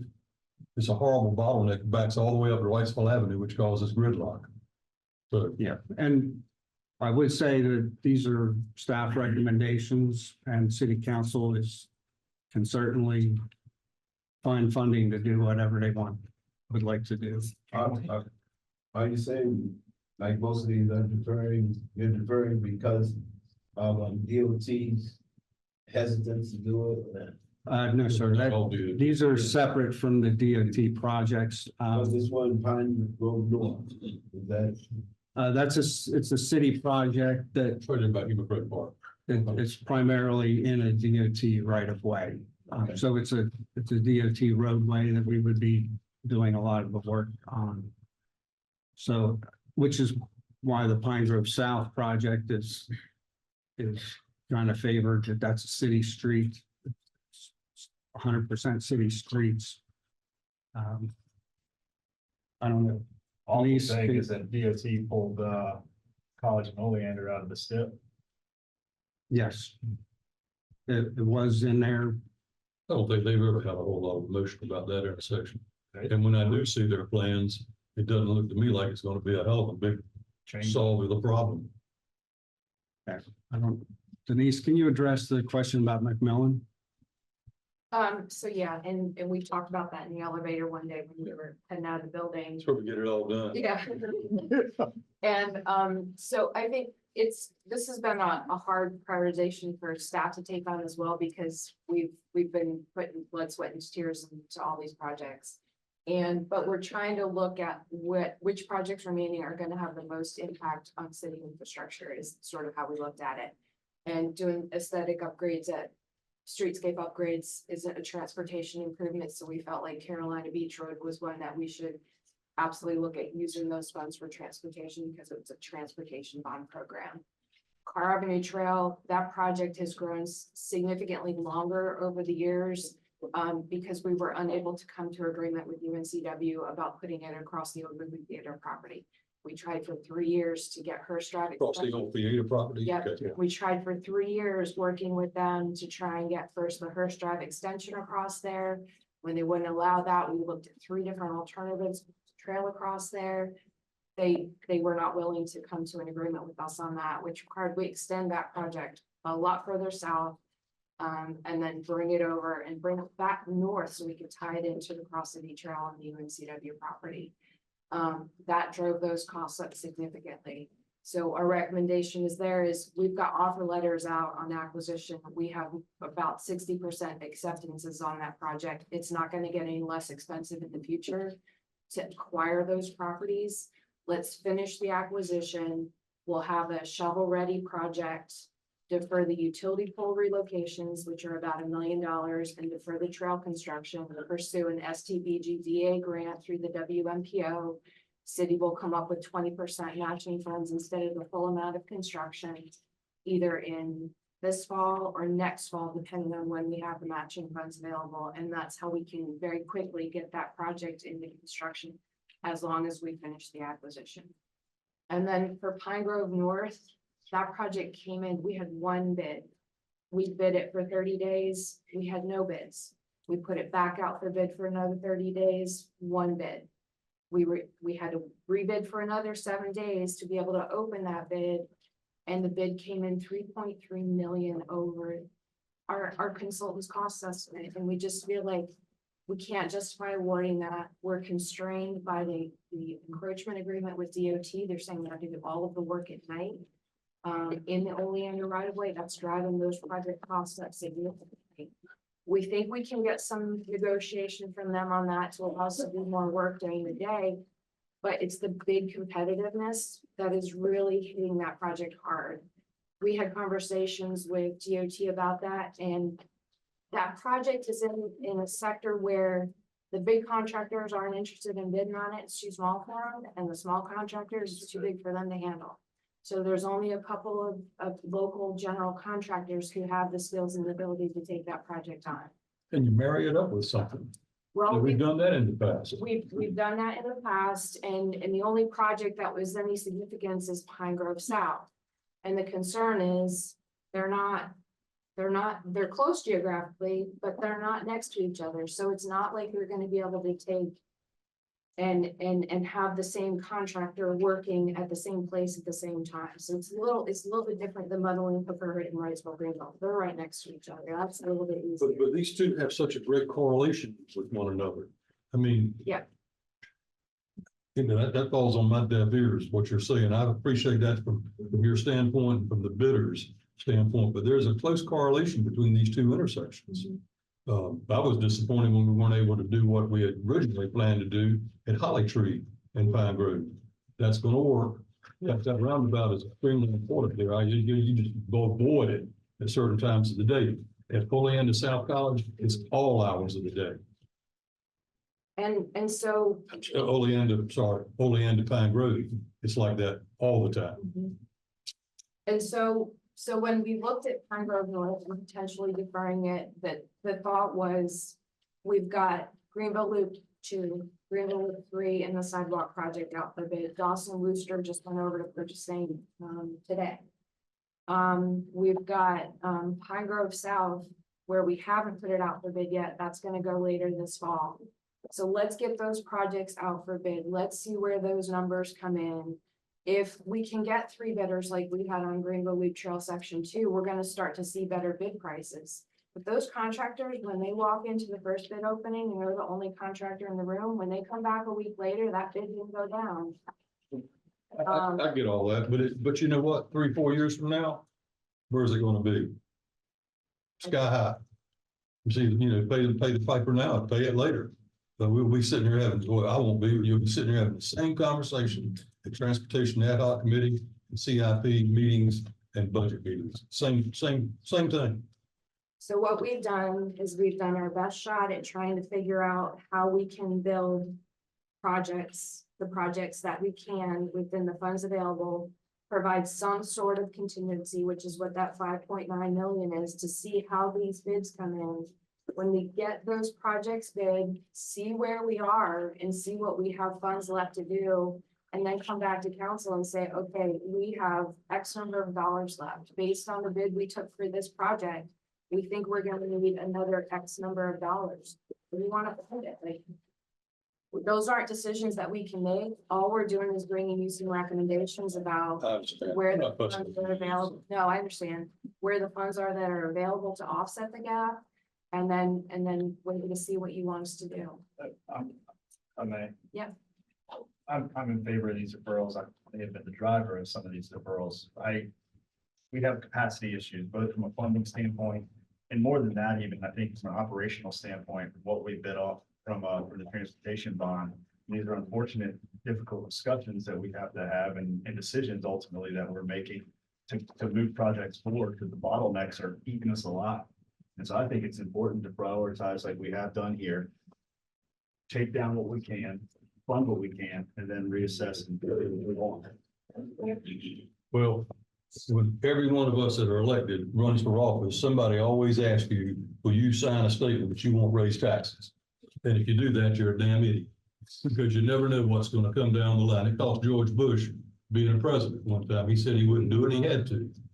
We have a responsibility to the people of this city to maintain a fair tax and if possible, not raise taxes. But it's also our responsibility as elected people to advise our staff, and stuff like this needs to be done, and it sorely needs to be done, whether it's compensation for police and fire or our infrastructure, it needs to be done. And we're not doing our job if we don't have the political will to do it.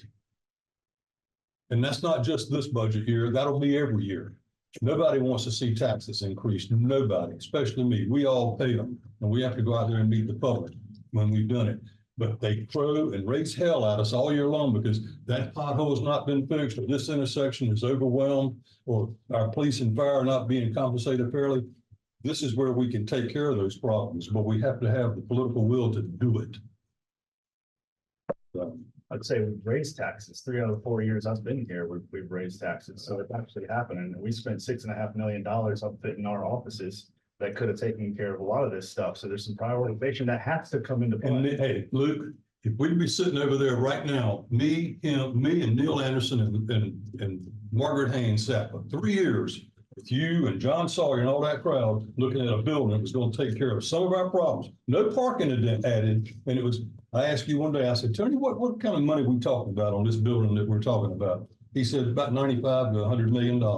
In those numbers then, and we were able to buy this at $68 million, that traffic deck would cost $40,000 a space. This was a steal, Luke. And if we have, I know you did, but you crow every time we talk about what it's taken to do it. This is the best deal that this city ever got and ever will get. So I don't want to hear that anymore.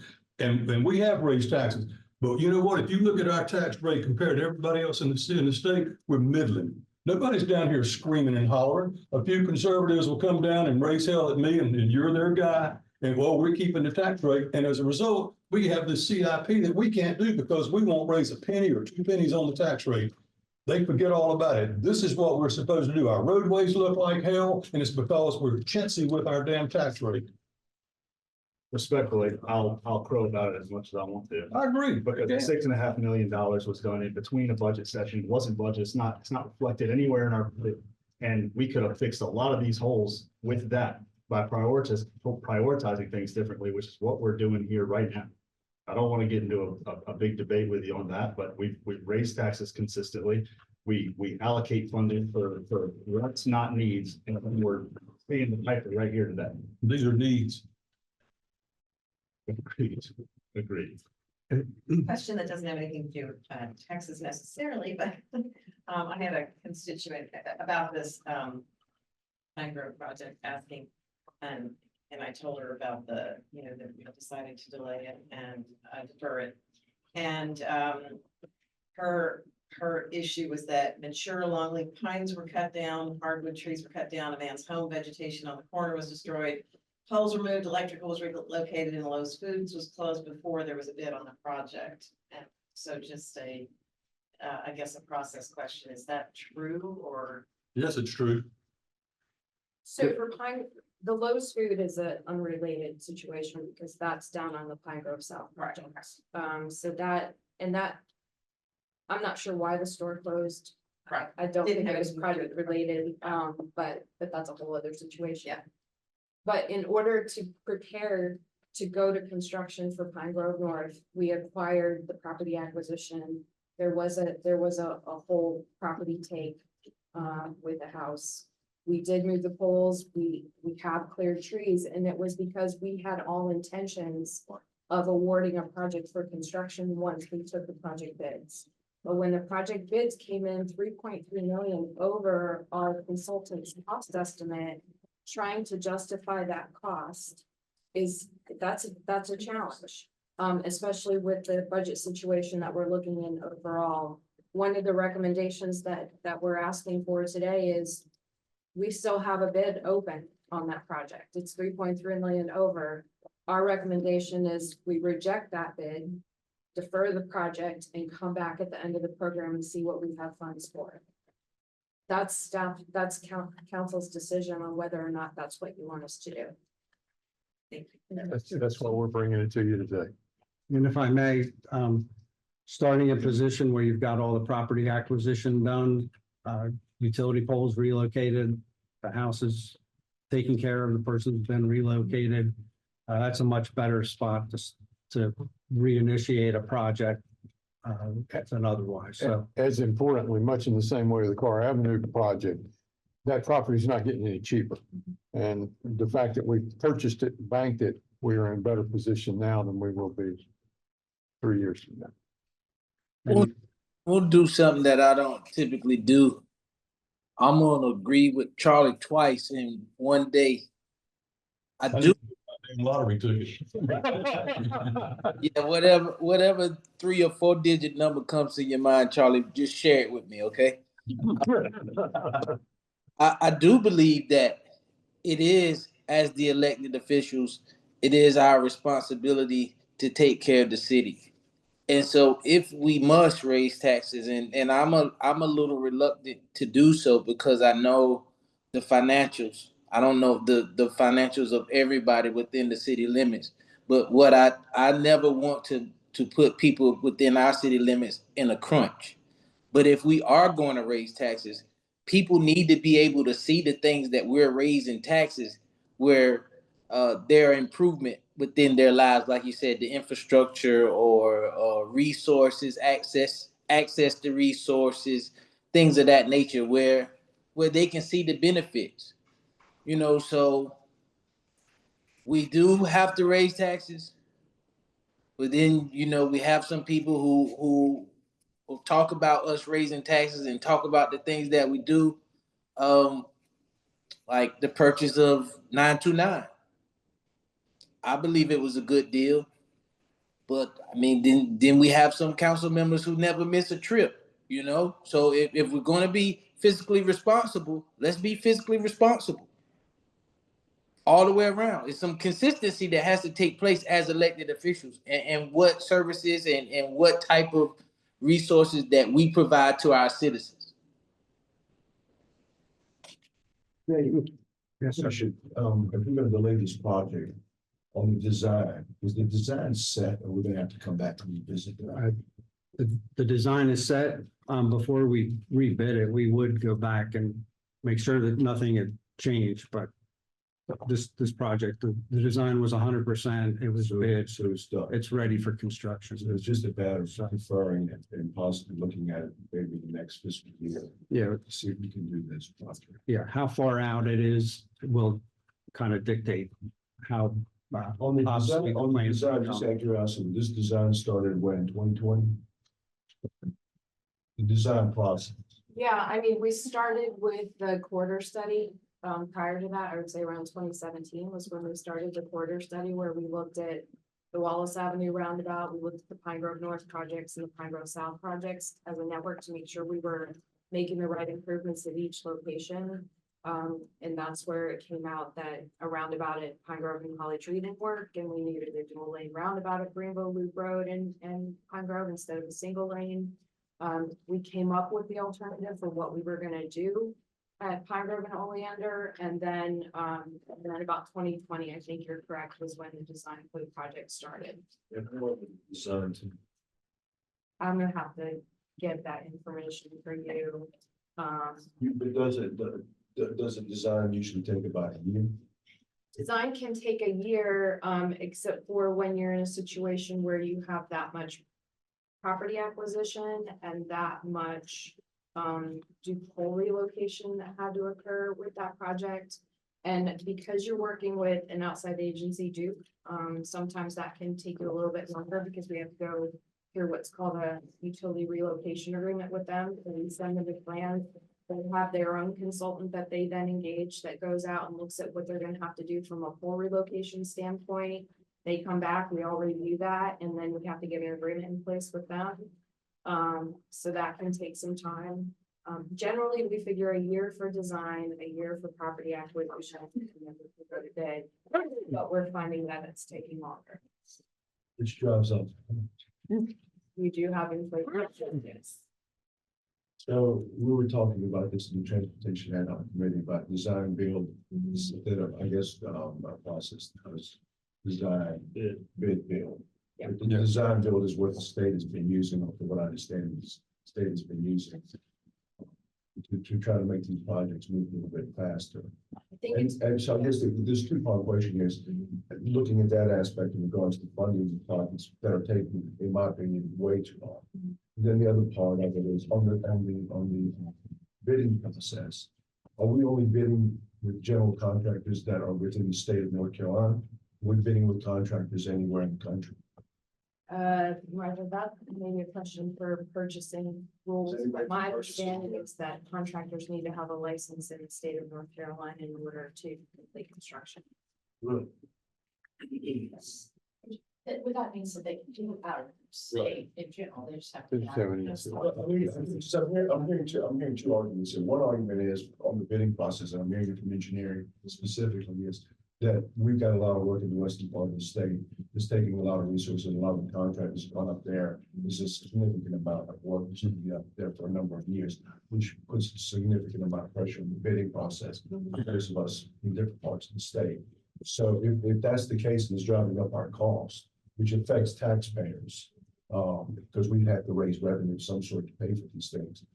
What I'm asking is I know there's other contractors in South Carolina and Virginia that do road work. They would have to be licensed within the state. Is that what that means, Meredith? Can we get a contractor there that has engineering and all the equipment necessary to do big work in North Carolina? And you still have to be licensed through the state of North Carolina, at least registered. state. So do we know all those contractors that may be in another state that can do work here? Do we put that out that way? Is there a mechanism to do that then? So the way that, my understanding, the way that we're currently advertising for bids, and I'm sort of speaking from purchasing right now, is that they go on our website. And we started in the last several use plan rooms. Like Carolina's AGC plan room and some of the other plan rooms to sort of try to increase our market for contractors, because we do have a constrained market for general contractors. So I believe we're using the plan rooms now, based on the information I had from Daryl, which expands that, that reach beyond just the Wilmington area. Now, how far that draws contractors in from, I don't know the answer to that question. I'd like to have a little bit more of an understanding of that process, because if we're gonna be hamstrung because we've got contractors in the western part of the state, with $60 billion worth of damage up there, a lot of it due to road work. And we're gonna continue to run into these issues, then the costs are gonna continue to increase. Yeah, I'm sure that the state can tell us who's licensed, who are the licensed contractors in North Carolina. Well, I mean, it's not gonna be so hamstrung that if he's in North Myrtle Beach, he can come to North Carolina and fly for the contractor's license and get that. Yeah. I mean, they ain't gotta go through continuing ed or anything. The Riverwalk South was built by a South Carolina contractor. I think the mayor's question is, how wide is our reach with our bid process? And I think that's, If we're limiting it to one pool of contractors, and we're primarily, Barn Hill and some of the big ones around here.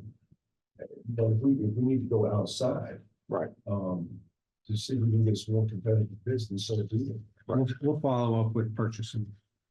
Because I know it's driving up the car. Denise or David, another thing, with if Pine Grove North is not gonna be, it's gonna be deferred. We need to lobby the DOT to put a stoplight at Wallace, Donald Ross. But there, because with that roundabout gonna be built at Wallace and Wrightsville Avenue, that's gonna run a lot of people down Wallace Avenue, because there's very few cut throughs from Wrightsville Avenue over to Oleander Drive, and that's a big one. And it's dangerous as hell. People trying to get across to the golf course or turn right or left. And there's no turn lanes on Wallace Avenue. It's just one, and they all complain. It's kind of like the same problem we have at Pine Grove and McClellan Avenue. To a stoplight there. They put it down there where the new apartment, the Range Apartments are, which is not even a full intersection. This is an intersection. Another question on the trails. I know that we have to capture the stormwater. That's what there's still permit. Yeah. Yes, we have You have to capture that water that's coming off that trail. we are not building stormwater management facilities for those. We are not, or we In the are, public right of way? No. we're not. but they're sometimes required as a result of, a swale or whatever. We have to manage the stormwater. Yes, That's what I'm asking. off of the street. Off the street, off the. We have to I guess maybe I misunderstood you. I thought that you folks were telling us that on part of the cost of this thing was capturing the stormwater off the trail. Yeah, my apologies. All of the water that falls from the sky, we need to control and convey. Okay, so we do have to capture and control. it. Yes. So I guess the question is, can we use the pervious concrete for the trail? You can use pervious concrete. Problems are the durability of it, rideability, I think it would be high. the cost. And it only works if you've got soils below that I are understand. pervious But too. you're just saying that the cost, have you already back? Yeah. I guess what I'm asking is the stormwater concept of capturing the water off a trail? Is it more conducive to go with pervious? If you have the soil conditions to do so, so if you go into the ground, or is it cheaper to go with the cap? Well, the pervious concrete is good for the first small amount of rain that falls. But when you get a heavy rainfall, it's going to overwhelm that. Well, hell, that happens everywhere, anytime. Yes, so- 15 inches of rain, 10 inches of rain, doesn't matter. Exactly, but we have but we have higher design storms that we need to design for to convey the water, so you can't allow the flooding and the heavier rainstorms. There's also situations, a lot of times where we're putting in curb and gutter, it's not just to capture the trail runoff, it's to capture the roadway runoff. Because currently, we may have a situation where there's a ditch in place, in the public right of way. We have requirements for either setting the trail far enough back from the travelway that we meet the horizontal separation requirement based on the speed of the road. Or if we don't have that room, or it's gonna have a substantial impact on power lines or people's trees, or it's gonna put it right in their front door, we will look at keeping the trail next to the road. And in that situation, in order to capture the roadway runoff, we have to put in the curb and gutter. So it's not, you can't look at it as a one size fits all solution. We're looking at in each particular location, do we have room to have the trail far enough back that we can keep the ditch in place between the trail and the right of way, capture the road runoff, capture the trail runoff. If we can't move it back that far, we keep it next to the road, we have to put in curb and gutter, then you're in a storm drain system. And then you're looking at what else you might be in conflict with. All right, so the question is this, when we put the trail through the university campus. Yeah. Which is a significant trail, amen, when you remember this, then all of that, because all that trail had to be captured for stormwater. Yes. It had to be, Yes. even though it's in the woods. Kind of runs off into the woods, but You have to have an approved stormwater plan that is permitted for. we're clear. Awareness. Or paved trail. Because you're adding impervious. So moving on, we've got the scientific. We've got the scientific drive project, which is being canceled. Love Grove Emergency Access. That was money that was dedicated to put a pile of stone near the railroad tracks that we could push across it. We now have the Love Grove Bridge, so we don't need that project anymore. Riverwalk North Marina. We switched from helical piers to polyurethane grouting for the vast majority of it, at least. And so we've got 4.7 million to bring over from that. The motor vehicle tax funding dedicated to this, and then debt capacity.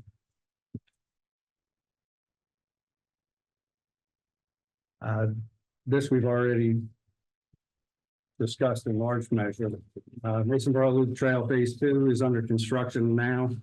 Wrightsville Avenue contract award will be presented to council on May 20th.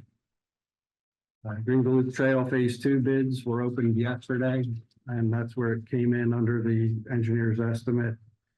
Greenville Loop Trail Phase 3 and the sidewalk across the street is in purchasing for bid. Eastwood Road agreement with Lidl is being executed now. Dawson Wooster project will go to purchasing today or early next week. The Pine Grove South project is in permitting and property acquisition, and we'll go to purchasing in late September.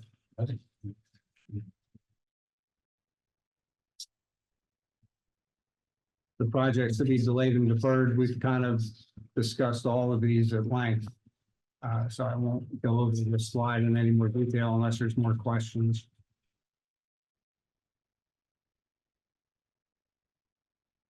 I'd be happy to answer any questions and request any guidance that the council. Design build. Design build. Design build. Get back to us. Pros and cons of that. Yes, sir. We're And also like to know what the state's doing.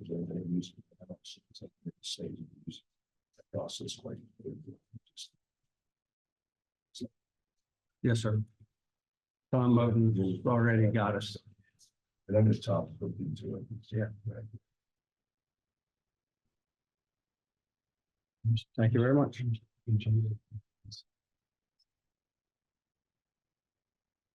Mr. Mayor, I was going to say, we're at a breaking point. If you want to take Well, back in session, I will take another roll call, Mayor Pro Tem here. Councilman Reitenbach. Councilmember Spears. Yeah, that's again. Councilmember Waddell. Here. Councilmember Andrews. Here. Councilmember Joyner. Here. Chair's here. All is here and counted for. Mr. Call. Back to you. Mr. Mayor, back to you. We are at that point in the agenda where we would like to take your input on the proposed budget. We understand that it was our best effort, but that we may have missed the mark. We don't have the perspective on the budget that you do. So we would like to take your input today on things that you would like to alter. If you want to throw it out and start all over again, I'd suggest you hire new staff to do that. But I mean, the entire staff, not just me. But if you'd like to go through and however you'd like, just talk about questions that you have or additions, deletions from the budget. No, this is our time now. Everybody's looking at this budget. Appreciate the manager and the team, and has built up our wish list to give employees the raises necessary and what they have shared with us. Obviously, it's comment and sacrifice for other things, and we know that. So this is time for us. I'll talk about the things that we're okay with and we're not okay with, and we have currently a balanced budget.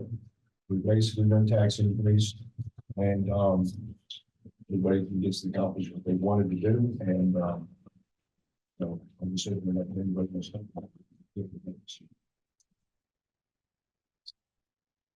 If not, we can adjourn. Absolutely. Mr. Mayor, Yes, sir. I just have a few line items that I'd like to kind of get a little clarification, just information on why the changes were maybe done. I appreciate Laura, you getting that line item over to us with the variations and the percentage changes. It makes it really helpful. Now, if you're gonna talk line items, we'll get her budget staff up here. I don't think she or I either one. I'm just kidding. I think these will be pretty. I'm just kidding. First is on page number 2. There's basically just a $10,000 increase under travel, current service, business travel, city manager's office. Are we just seeing a lot more? Maybe just talk through that. What's the reason of it? We go into a lot more conferences, stuff like that. I got that one. We did a base shift up into the city manager's office. We have legislative affairs as well as there's one other one. This, the new emergency management that was moved manager. over. And then we didn't add any travel for them, and so we shifted within the department and moved it up in the city manager, so we could cover some of Really that just expense. shifting of. Some of that was shifted. areas. Okay. Yes, sir. I imagine a lot of these will be that way. Yeah, we did a lot of shifting this year. Page number 4. The supplies, repair and building, it's up. That's about midway down on those. The full fire alarm. It's about a $35,000 increase on that. Is that a shift, or is that just kind of adjusting to the new operations? That is also a shift. Okay. Right. Little increase on phone expense on that same page, about a $10,000 increase there. Are we upgrading some phone services, or? I think it's just a shift. This is all part of the new building, so as we learn, we're putting money exactly where it needs to go. Okay. Sorry, No, it's fine. this is our budget. I feel like It's our. it's our budget, yeah. All right. Page number 20, anybody can, I think my colleagues, maybe they've got something there, but looks like page number 20, top line, there's a top quadrant there. The software rent, we went from $320 to about $11,000 increase effectively. Is that just kind of bundling software services throughout various departments? I believe that was a new software for Parks and Rec, and it was your, I'm not gonna be able to. Heather's saying yes behind you, so. We currently have a visitor identification software at the community centers. Okay. And the service that we were receiving was inadequate, both in terms of customer service and just the system not functioning a lot of times. So we did an RFP, we got a response, great response. We're happy with the company. We're adding the Fit for Fun Center to the community centers, but this was established within a base budget, so it doesn't add. Thank you. And I'm typically always in favor of investing in these softwares. I think it supports multiple parts. So- Yes, it's a safety feature, so we know who's in that building. Obviously, there's a lot of kids in there. Absolutely. I assume I know what this one is, but page 25. Under WPD personnel, reduction of $332,043. That's the horses. All right, I'm gonna pin it down. That's the horse, the equestrian unit. That's doing away with the mounted. Yes, sir. Police unit. Yes, sir. All right, I'm gonna come back to that one. Second. Page number 30. Looks like we have other services, rents, property, building, was about 51,000, and that is for, what is that? Police fund, is that? That's the the new- warehouse on 421. Sorry? The warehouse on 421. Okay, thought so.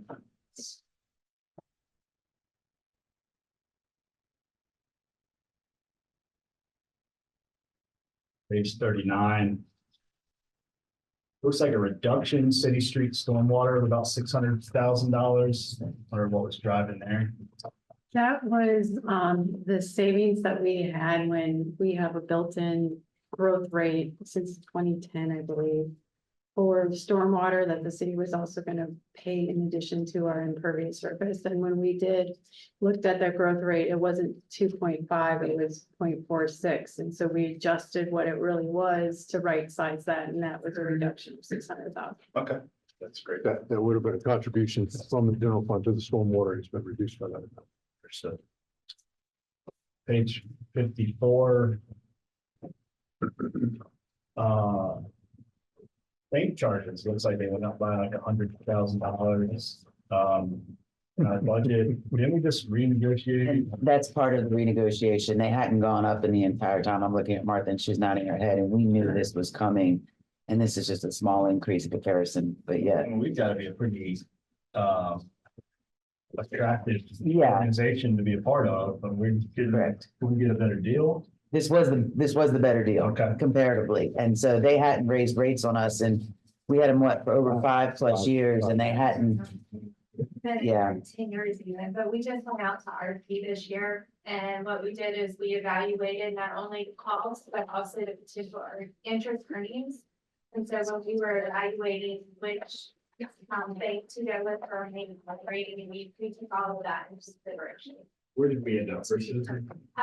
Bank of America. And actually- That's our current. And actually, we're in the wrong place. We thought we were in finance. This is actually parking. So I'm gonna let him. We were so far back and talking about finance. I'm sorry. I'm sorry, council member. I was in the wrong place. So higher rates means more revenue, which means higher bank charges for all of those teeny tiny $1, $2, $4 transactions. Brian Dory went through an exercise a few years ago before their RFP and talked to their current bank charge service provider. And at the time, we were getting a very, very good deal through our parking contractor for that. I believe that those numbers are still good, but it's just more revenue, more transactions, more fees. So.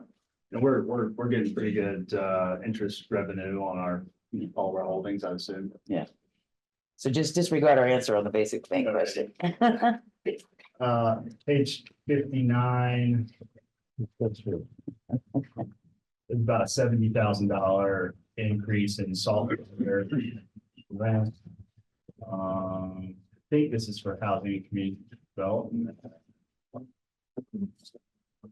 We have a new software that we're going to be doing. I think We talked about. yeah, and so it'll integrate some of the planning as well when they have their compliance. It'll come into us as well, but it's just for our client management as well. Is this the one that's gonna help us track? When we put affordable housing units on the ground, that the developers basically can report back. So this will have a dashboard, effectively. I'll let you know how that'll play out, but yes, hopefully we'll be able to use the information a lot better. And then it's two softwares. It's also a Go Vocal or a vocal engagement software, excuse me, that will be organization wide that we're trying to do as a pilot with planning. So What are the what are the companies, you know? some of the preferred vendors, because we'd have to put it out for bid, are Go Vocal for the engagement, and then Neighborly is the client management software. Okay, thank you. And then with regards to the DEI department, I know we were reducing I guess that's the assistant. Is that department currently completely vacant? Yes, ma'am. Yes. And what's the total cost of that department? It's a division. It's not technically a department. So it lies within the city manager's office. The total cost of it basically is going to be mainly the salary and benefits of the position. I believe it's 198, but I'm looking for. It is 198. The recommended is 198, and we're currently evaluating what to do with that position. So about $200,000. Yes, sir. Which page, I'm sorry? Yeah, what page is that? That's on page, I'm sorry, page 6 is where the department, the division within the manager's office is. And you can see at the bottom, the personnel total is 198. There's a little bit of operating that goes along with it. So the CMDEI total shows that we went from 237 FY25 adopted to the recommended is 283. That's because you also have the increase associated with the 5% for the employee contribution is what I imagine, and any increases associated with benefits. What he's asking is why did it go down by one position and go up in price? No, I'm just getting some clarification. Oh, okay. It is. Yeah, so we have currently a vacant division that we're allocating a budget of $280,000. But now with that vacant position, you'll be Filled. filled. But why is it going up? Because of Even with the position going vacant? Even with the reduction of the position? Yeah, so we reduced the position, but the budget from last year to this year went up. Doing salary increases, right? So if you're gonna fill the position or the division, then don't you have to account for that? But Councilman Spears, there's one less position, so I'm just trying to get some clarification. Good question. It is a good question. I'll have to look at that and look at the number. We'll have to look at why that is a variance, because it should have gone down in overall general, but Can you yeah. tell me what line number you're looking at? Sorry, I'm on page 6. So if you look on page, it starts on page 5 at the bottom. And then at page 6, it shows the operating, and then the blue line in the middle of the page, it's the CMDEI total. Shows you the total budget. We need to investigate that on why, because even with the 5% increase, I'm a little not understanding why it would have gone up like that too. Because we did automatically as part of the budget reductions. So there's 2 positions associated with DEI, and one of them we reduced with the budget, which was the specialist, when that's valued at about 65,000. Because that has been vacant, and so that should have been reflected in here. We'll just have to get back to you why it's not. Has there been any, and this is purely for my application, I know there's some discussion at the state level to sort of DEI departments at state level. Does that have any impact? Should it be codified at the state level on city governments? We are reviewing, we have reviewed the job description and are trying to retool it so it'll be focused more on internal service delivery issues. We have not yet finalized that, but no, we have not taken into account yet anything at the federal or state level, simply because there has not been any clear directive from either one of them. But we are looking at retooling the position and focusing internally. In the interim, while we have a completely vacant division, it's budgeted for about $300,000. To put it up for discussion, I've heard a lot from the community that'd like to see the mounted police stay. I think it's a real net benefit to our downtown populace. I know WDI is taking a position on this. I think that savings is roughly 350. I mean, this would almost be a negligible change if we were to retain the mounted unit that I think provides a lot of benefit to the city of Wilmington. And and remove this division. Horses over people. Yeah. That's what we want to do, right? I mean, that's what. We want to go with horses over people. That's what, please be clear on that.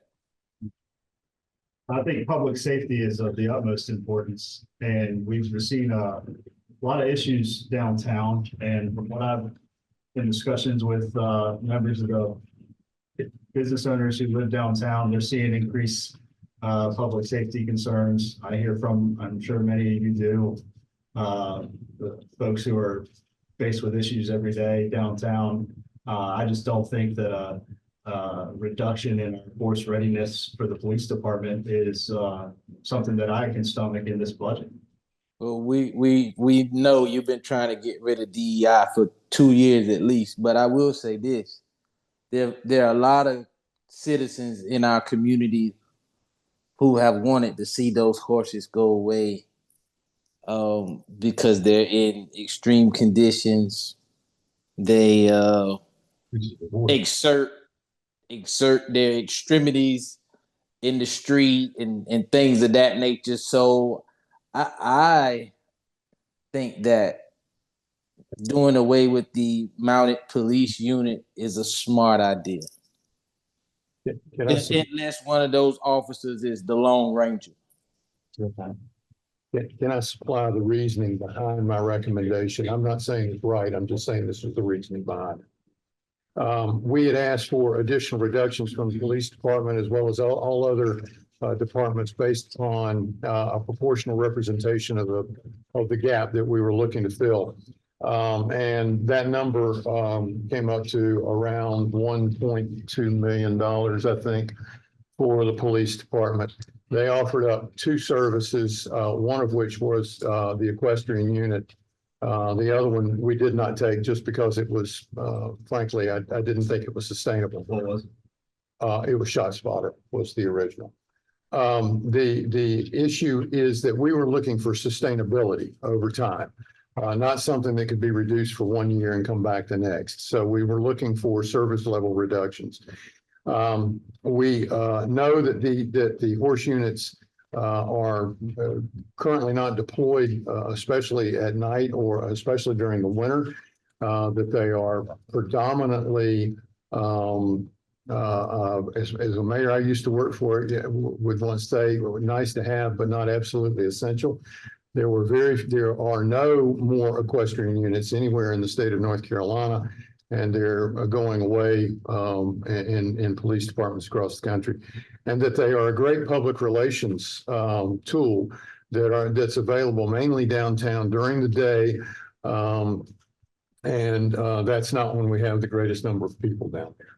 And so that was the logic in offering that up, knowing that it was not an absolutely essential service for the police department. But again, this is purely council's prerogative, and I just wanted to give you the logic. How long has that equestrian unit been in place? 1989. 1989? Yes. And in respect, in regards to arrest or law enforcement, arrest or. We did not ask that question. Do you know off the top of your head, Alana? I do not have the numbers. We'll get those numbers for you. Well, and let me just chime in with this, because as my counterpart, Councilman Waddell, often speaks about his interactions with citizens, but he only seems to focus on downtown Wilmington. Wilmington is greater than downtown. And as the elected officials and staff of the city of Wilmington, we have to equally or distribute resources in an equitable fashion throughout the city of Wilmington. So the biggest focus can't just be about downtown. It can't just be about when there's a shooting downtown, because this week, Councilman Waddell, got a lot of feedback, a lot of calls, a lot of texts about your comments about the shooting that took place in the parking deck. When there are shootings that take place all over Wilmington every day, you don't say one word about it. Not one word. So it seems, and this is from the citizens, it seems that you only are concerned with what takes place downtown. And I don't want staff to follow you down that rabbit hole. I just want to, in respect to, you could say that the amount of unit. Yes, sir. I know that I guess that from the department, I'm just looking at positions, currently. There's 2 deputies, 2 chiefs, deputy chiefs. So yeah, the current department configuration is that it would have 3 deputy chiefs. And this is a little bit of an anomaly. We previously had an assistant chief that oversaw, was next in line behind the chief, and then 2 deputy chiefs. Donnie made all 3 of those positions deputy chiefs. That's one of those positions came open with a retirement, and Donnie had not yet filled that position. I asked, because of the transition that was going on in the department with the chief leaving, if he would leave that open, and he's agreed to do that. So that position is available. I did not offer up that position simply because I do not have the operational knowledge of the department to know how well it would function with and without. And I certainly didn't want to take away tools from the incoming chief that might be beneficial for him or her. So that currently is, what's that position? About 162. About 162,000. So you're halfway there, and then if you put that position, you eliminate that position right now. Looking at it in the next year's budget, if we wanted to try to get to it halfway, since that position is vacant currently. We don't, I know that we're in the process of hiring a new chief within the next month. They have to make an assessment of the entire department, the overall view of that department. So that one way you could get halfway to that now is to eliminate that position to current. Yes, sir. But again, my assessment was based upon, I didn't want to take a tool away, and I wanted sustainability. So that was the idea. But I understand what you're saying, and I don't disagree with you. You want to keep the mounted unit. Yes, sir. I mean, this is the way to do it. I mean, it's $360-some thousand, and I know it's something we've evaluated over the years. Yes, sir. Forces do a lot. And you have a house, and then you have to have a vet to take care of them. And I know they're great public relations, because I look at it as more public relations too, although I know they're supposed to be used for crowd control, what have you, but that's one way you could at least get half of that. My thought was, when you mentioned that the police department actually said this was one of the freedom of worship. This was one of the areas that they could come at. Yeah, but I think the police department's position would be anything that they cut out is going to be essential. And we were trying to get a proportional representation based upon council's feedback earlier that if we were going to provide compensation increases, then departments ought to share equally in some of the pain that goes along with it. So that was what we did, was we asked, and everything that I asked for from the chief was, in my opinion, something that was unacceptable to propose, other than the elimination of the horses, simply because they were mainly a public relations tool. And I heard you say that there's not any other mounted horses in the state. Yes, sir, that's correct. Okay.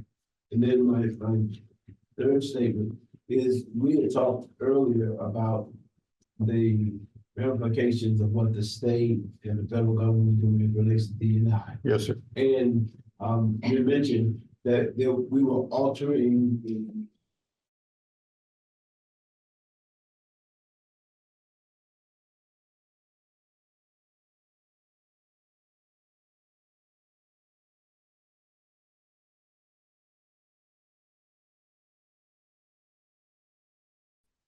So I'm definitely in favor of that, you know, because I don't want to lose. I don't want to lose the ability to do what DI was placed to do. How many actual horses are in the unit?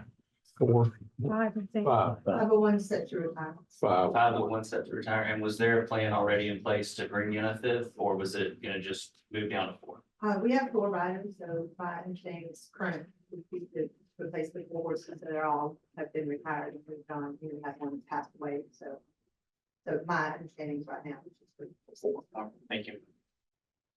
In response to Councilman Spears' comment about the horses, the only horses I've ever heard people complain about were the ones that pull the wagons, tourist horses.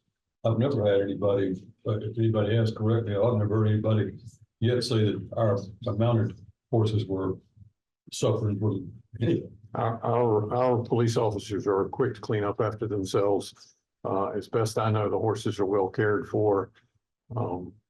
And I would just say, I think it's because we're doing a good job of not using the horses during extreme temperatures. We're not making them pull, thousands of pounds of tourists and wagon behind them. I think it's a little bit different as far as public perception.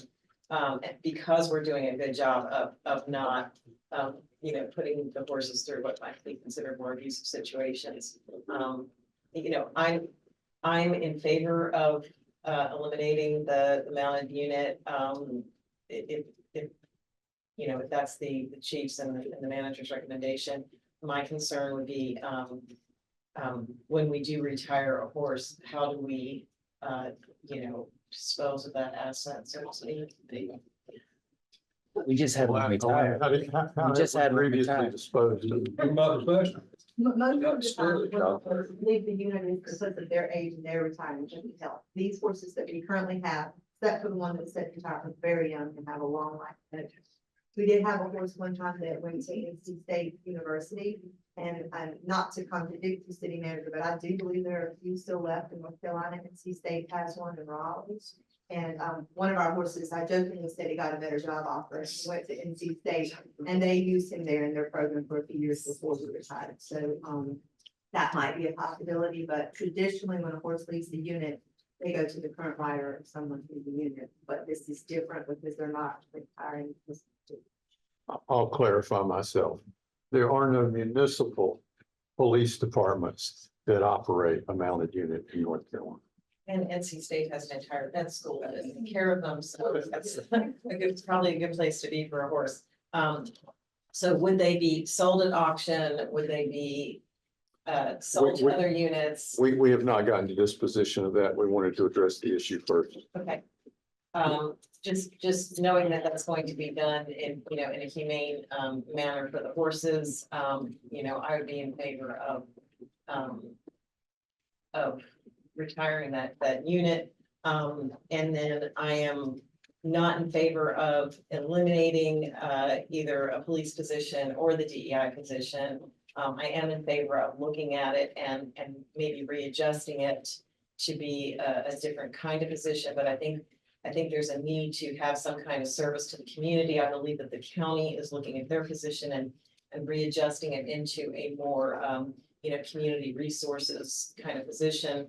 And so I would be in favor of that, but I wouldn't be in favor of eliminating it because as the Mayor Pro Tem mentioned, I think there's still needs in this community that need to be met by that person.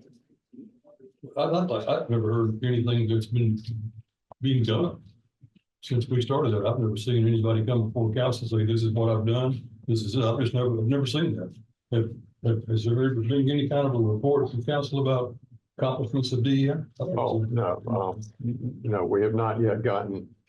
It's been going on for a while now. We have not gotten that action plan to you. No, that's correct. Yeah, because it keeps hitting roadblocks. We've gotten rid of one director for DEI. We hired another. She's gone. We had a Mary help me here. What was Amy? The specialist position. She was a specialist. So there was the Williston graduation. She participated in that. There's a lot of things, but you're right, Charlie. There needs to be an update. There needs to be some details on what has taken place, but it doesn't negate the fact that it's needed. You didn't say that. You're right. No. I'm not saying that you said that. That's just what I'm adding in. That's my comment, that it's needed. And so again, an initiative to get rid of it. But we've seen it on the national level. We've seen it on the state level. We see it taking place all around us, but it doesn't mean that we need to follow the trend, especially in Wilmington, North Carolina. we don't need to follow the trend, and especially in New Hanover County. But I can't dictate what they do for New Hanover County. But as it relates to the city of Wilmington, of course, I'm going to beat the drum because we need it. To the mounted unit, I remain adamantly opposed to defunding public safety tools. I think it's effective in more than just an outreach to the community, though I think there is a benefit there.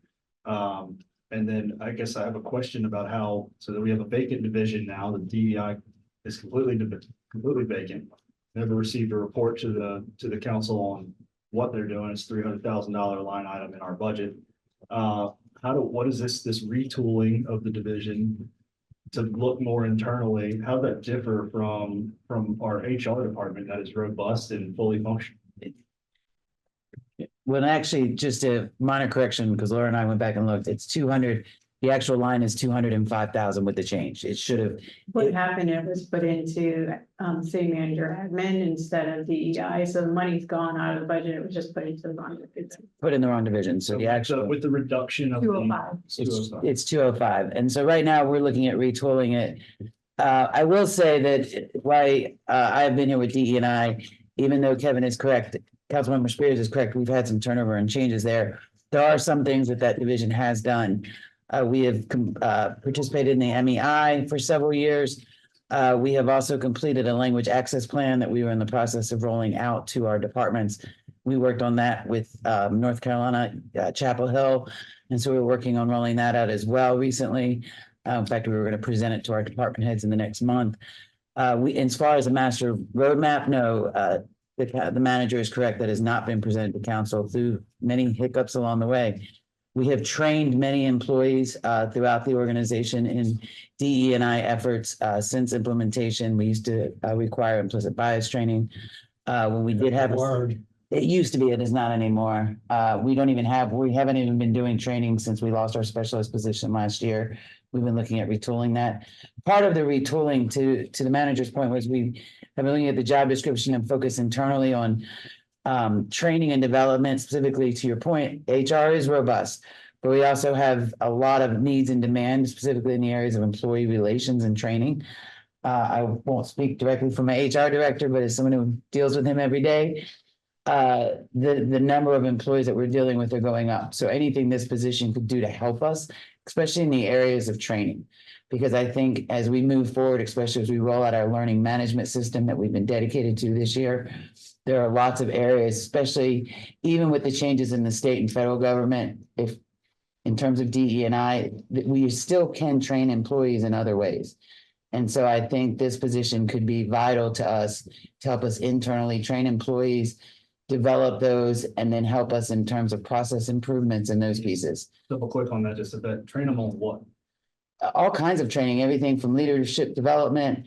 You know, there are, even in the area of DE&I outside of just true implicit bias training, there's just generational changes in the workforce to deal with. I'm looking at my safety training. Part of our strategic plan is to develop a comprehensive system-wide safety training module. And so this position could help assist with some of that. Part of the reason employees do leave is because of pay and salary, but part of the reasons employees do stay is also the opportunity they have to grow and advance and create that succession planning within an organization. We have some line items for leadership development in this current budget. We do, and we continue to add to them and do them. But right now, because of the demand, right now we have one position that oversees training and employee relations. And employee relations are those grievances and those pieces. And that demand has been outpacing our staff. And so our staff that's been dedicated typically to training and doing some of that work has been doing more employee relations issues and those kinds of things and investigations. And so we really need help and assistance because we can't spend that money because we can't get to it. So it's supplementary to HR. We do need some help there. And so that's part of what this position would look to do. Yeah, this position would help us become more proactive, because right now we're reactive. There's a lot of conflict, people not being respectful to each other, don't know how to work well. So just going out to departments, doing training on those areas, hiring practices is another one. performance management, but really it's just respectful in the workplace. How to manage conflict, how to have difficult conversations with employees. Those are things that we need to be going out training our managers and employees on to be more proactive instead of reactive to all these issues that we've been seeing in the organization. I think the important thing here to remember is essentially, one, we still don't have direction from the federal or the state with regards to local DE&I programs. Well, we never got direction from them in the first place. They didn't say, Wilmington, you've got to do this. No, they did not, but we chose as an organization to move forward with that. And it became part of our values within our organization. Knee-jerk reaction. And I think that we have the opportunity to continue forward if council wants to. If council doesn't want to, then we certainly can pivot and do something else. Secondly, if they do, I think that Clayton obviously said that there are training that our employees sometimes need training in the way to treat one another and to treat the public with regard to respect more than anything else. So that's what we would retool the job to do. But again, this is council's prerogative at that point. And Tony, could you see this position maybe moving into the HR department? Yes. Yeah. And the other thing is currently, while it is a division that does not have any staff, this division does oversee or help coordinate with the county two boards and commissioners at 3 Penny. I guess it's 3 technically with the African American Commission. And so, for example, right now I'm the liaison for the CWAC Commission. So it does provide some support for our boards and commissions associated with the county. So, and also the Women's Commission as well. So if nothing else, we do need to find additional staff to help those too. So effectively, we have a $205,000 line item in this budget for an empty division that we hope to mold into some sort of behavioral training person for the city. At a minimum, yes, sir. I'm opposed to that. Yeah, I don't think it's behavioral. I can look at your technique trying to degrade the status of or the need, the necessity of the position or the division.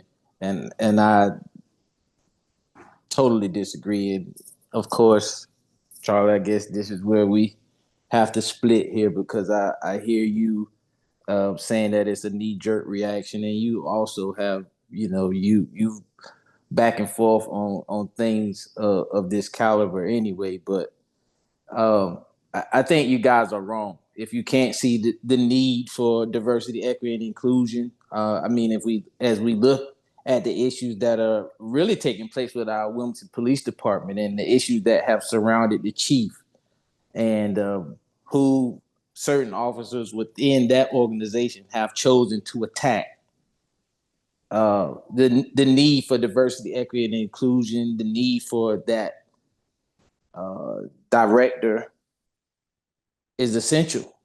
I mean, hell, since we're here, I'll be candid. I don't necessarily agree with doing away of the former director, but hey, I wasn't consulted about that either. But from two white males, of course you don't see it. You don't see the need. But again, I'll advocate, and I want you to know that it's greater than just race. Diversity is a broad thing. It's about women, it's about men, it's about minorities, it's about LGBTQ. It's about a lot of things. So, and then that's what equity is, and that's what inclusion is. It's people not being left out. It's people being brought to the table. It's people being allowed opportunities that they often didn't have. And so, yeah, Clayton, you brought up a very good point too, because the mannerisms, the lack of respect for others in this organization and the relationship that people have with citizens of this community, it definitely is needed. So as opposed to it as you are, I am as adamant about supporting it.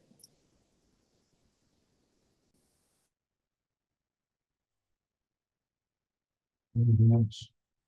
So there, I guess the decision is this, right now, it's, we've made it, eliminate the position, there's no consensus to do that. I made a motion, or not a motion, but recommendation to make the covered position. I don't know if there's any support of that. What's the dollar amount on that? So 152,000, 62,000. Plus the 62 for the additional position that we're from the That's all. specialist? That's already taken. Sorry, budget then. So I guess once you look at it from this way, you can make a small adjustment to the tax rate to pay for it. Or we can eliminate it and move on. There are, I certainly don't want to advocate for a tax increase for a gap of $150,000 to $300,000. And we certainly could go back and retool revenues if we need to look at those again, to see if there's an opportunity to bolster some of them. And we can certainly bring that back to you. We can eliminate a position if you would like. We can eliminate 2 positions if you'd like. That's entirely up to you. There's some of the positions that are in the budget that are not currently, I mean, they're funded, but they're not. Oh, we went round and round about this one. Just out of curiosity, 30, 20, 100. I don't have that number for you right now. It's about 10% vacant according to HR, so it's about 100 positions that are vacant right now. But we have funded, we're funding them in. They're all funded, they're all funded, yeah. But again, we're looking for sustainability. And that's right. And I don't want to cut a position and somebody come back in next year with the manager and ask for that position back, because that's not a sustainable situation. And I'm going to do this again. Our expenses are on this incline and our revenues are on this incline. We got to close that gap. Yeah, You gotta make that, just some tough decisions, it's sacrifice. It's only like some phantom money out there. These positions are funded and they're not being utilized. I'd rather take advantage of that now and address it next budget session. You certainly can do that. We take a one-time snapshot when we develop the budget on certain day that these positions are vacant. And we continue to fund them unless we find reason not to. There were positions that were taken out because they've been long-time vacancies. But we have not taken out vacancies simply because, all vacancies simply because turnover occurs in an organization and as much as 10% turnover occurs in healthy organizations. And so you should always plan for that kind of turnover, regardless of whether that position's filled at the snapshot point in time. When you presented the budget idea to the departments, did they say, we've got these vacancies and maybe we need to move them? No, I told them that they needed to look at sustainable alternatives, which meant that they couldn't eliminate positions unless they were going to go forward with that idea. For example, finance had a position that they eliminated because they didn't believe that they would need it going forward. HR and parking combined funding for a position that eliminated a position, a part of the position anyway. So, but the point is that I asked for sustainability, and so therefore they did not generally go to vacant positions because they need those positions. Amy, for example, will tell you, or has already told you about the need for maintenance workers.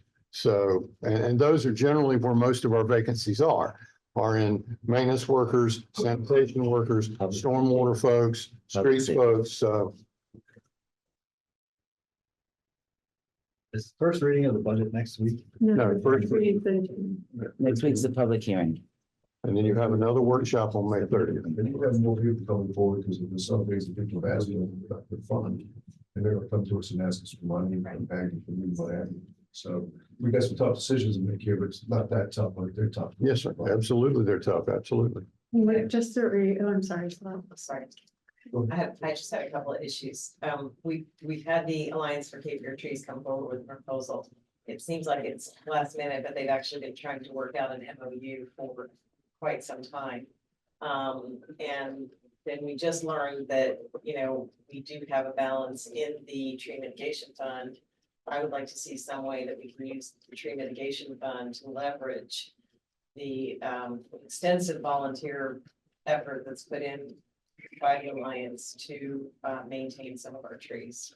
And I think that's going forward. Yeah, we are working on that as we speak. Also, you request from the YMCA.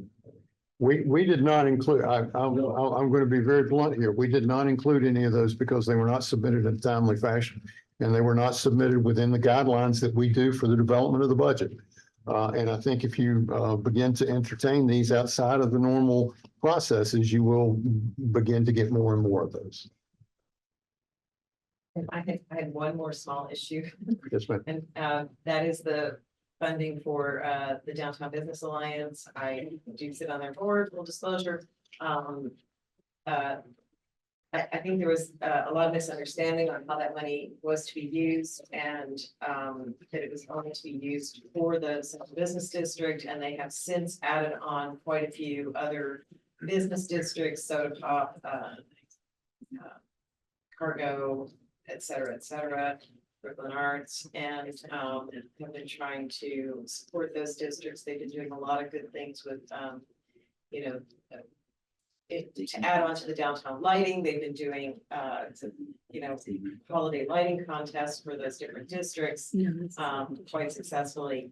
And, you know, been offering small grants to, for example, the Castle Street Collective, which is kind of subsidiary, just another little group that's really doing a good job developing the businesses on Castle Street. So I would just like to advocate for that, for their funding to be kept whole at $10,000 with last year.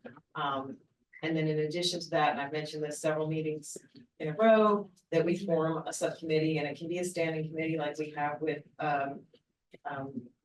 appointments and our other council committees that sit on both the economic development community grants and the community funding grants to help, you know, give a council members policy perspective into some of these funding decisions.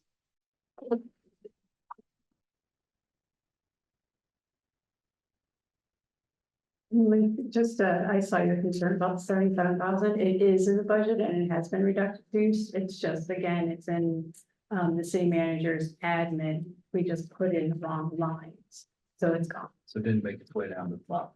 Right, it just has to be shifted to the right department, but it is gone, yeah.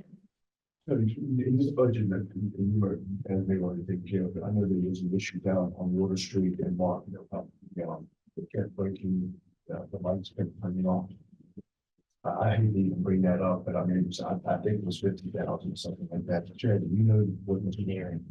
Where's the engineering? I think it's. Yeah, can you tell me about the pole there that keeps knocking the breaker? And it became a bigger issue than we anticipated. Are we gonna be dealing with the same thing this year? Yeah, we had an old decrepit winery down there on a circuit. And Dennis arranged a meeting 2 weeks ago, I think it was, with everybody down there that was involved in that. He's working to make sure that that's taken care of as best as he can. And as I heard, one option, we would be able to get it from a different source via an extension cord that would be well hidden. Extension cord? If you want to replace that electrical system in that block, it's going to be a very expensive. Dave, what'd you just say? It was just a bad box or something? The wiring that's on one of the circuits that's down there right by the front of the courthouse is very old and needs to be totally replaced. But Dennis is working on alternatives, and they do overhead wiring between the trees. That's happening, but Dennis is. I was not in the meeting, but Dennis coordinated a meeting between everybody that was. What's that meeting with Chevy Chase?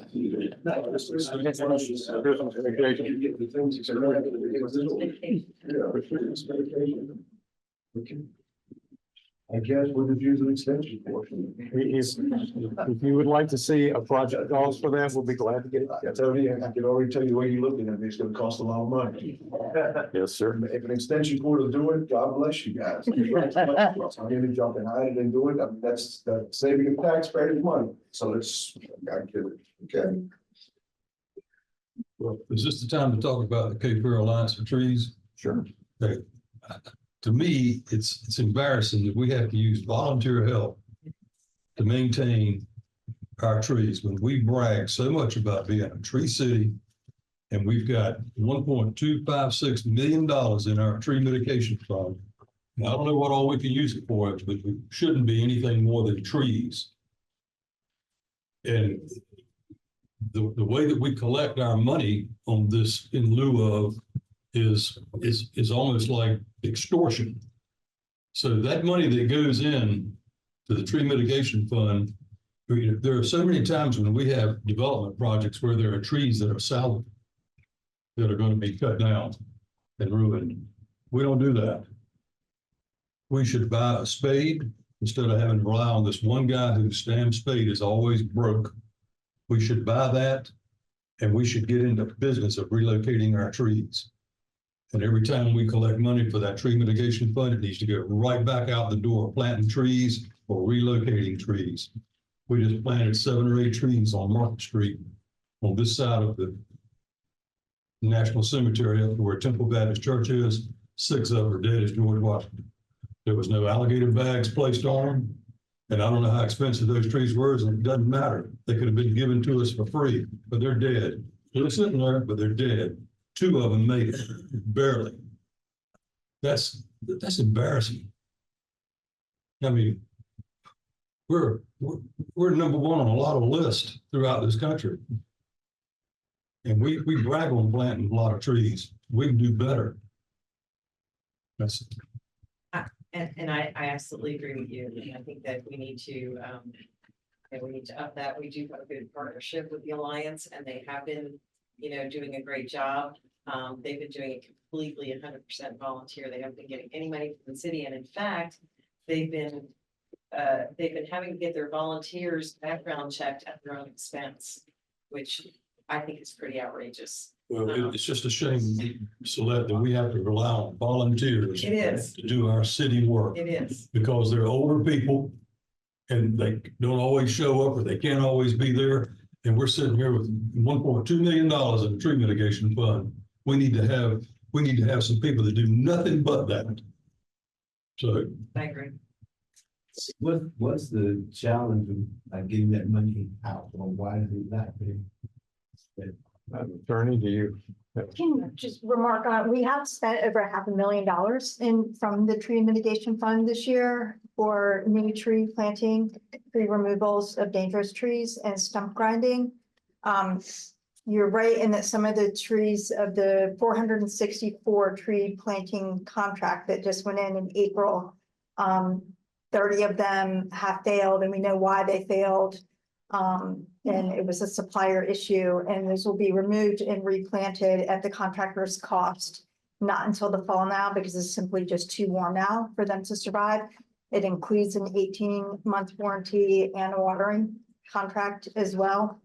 And it looks horrible because of course it's in the most visible place of all the trees we planted all across the city, but 30 some out of 464 so far have been a success.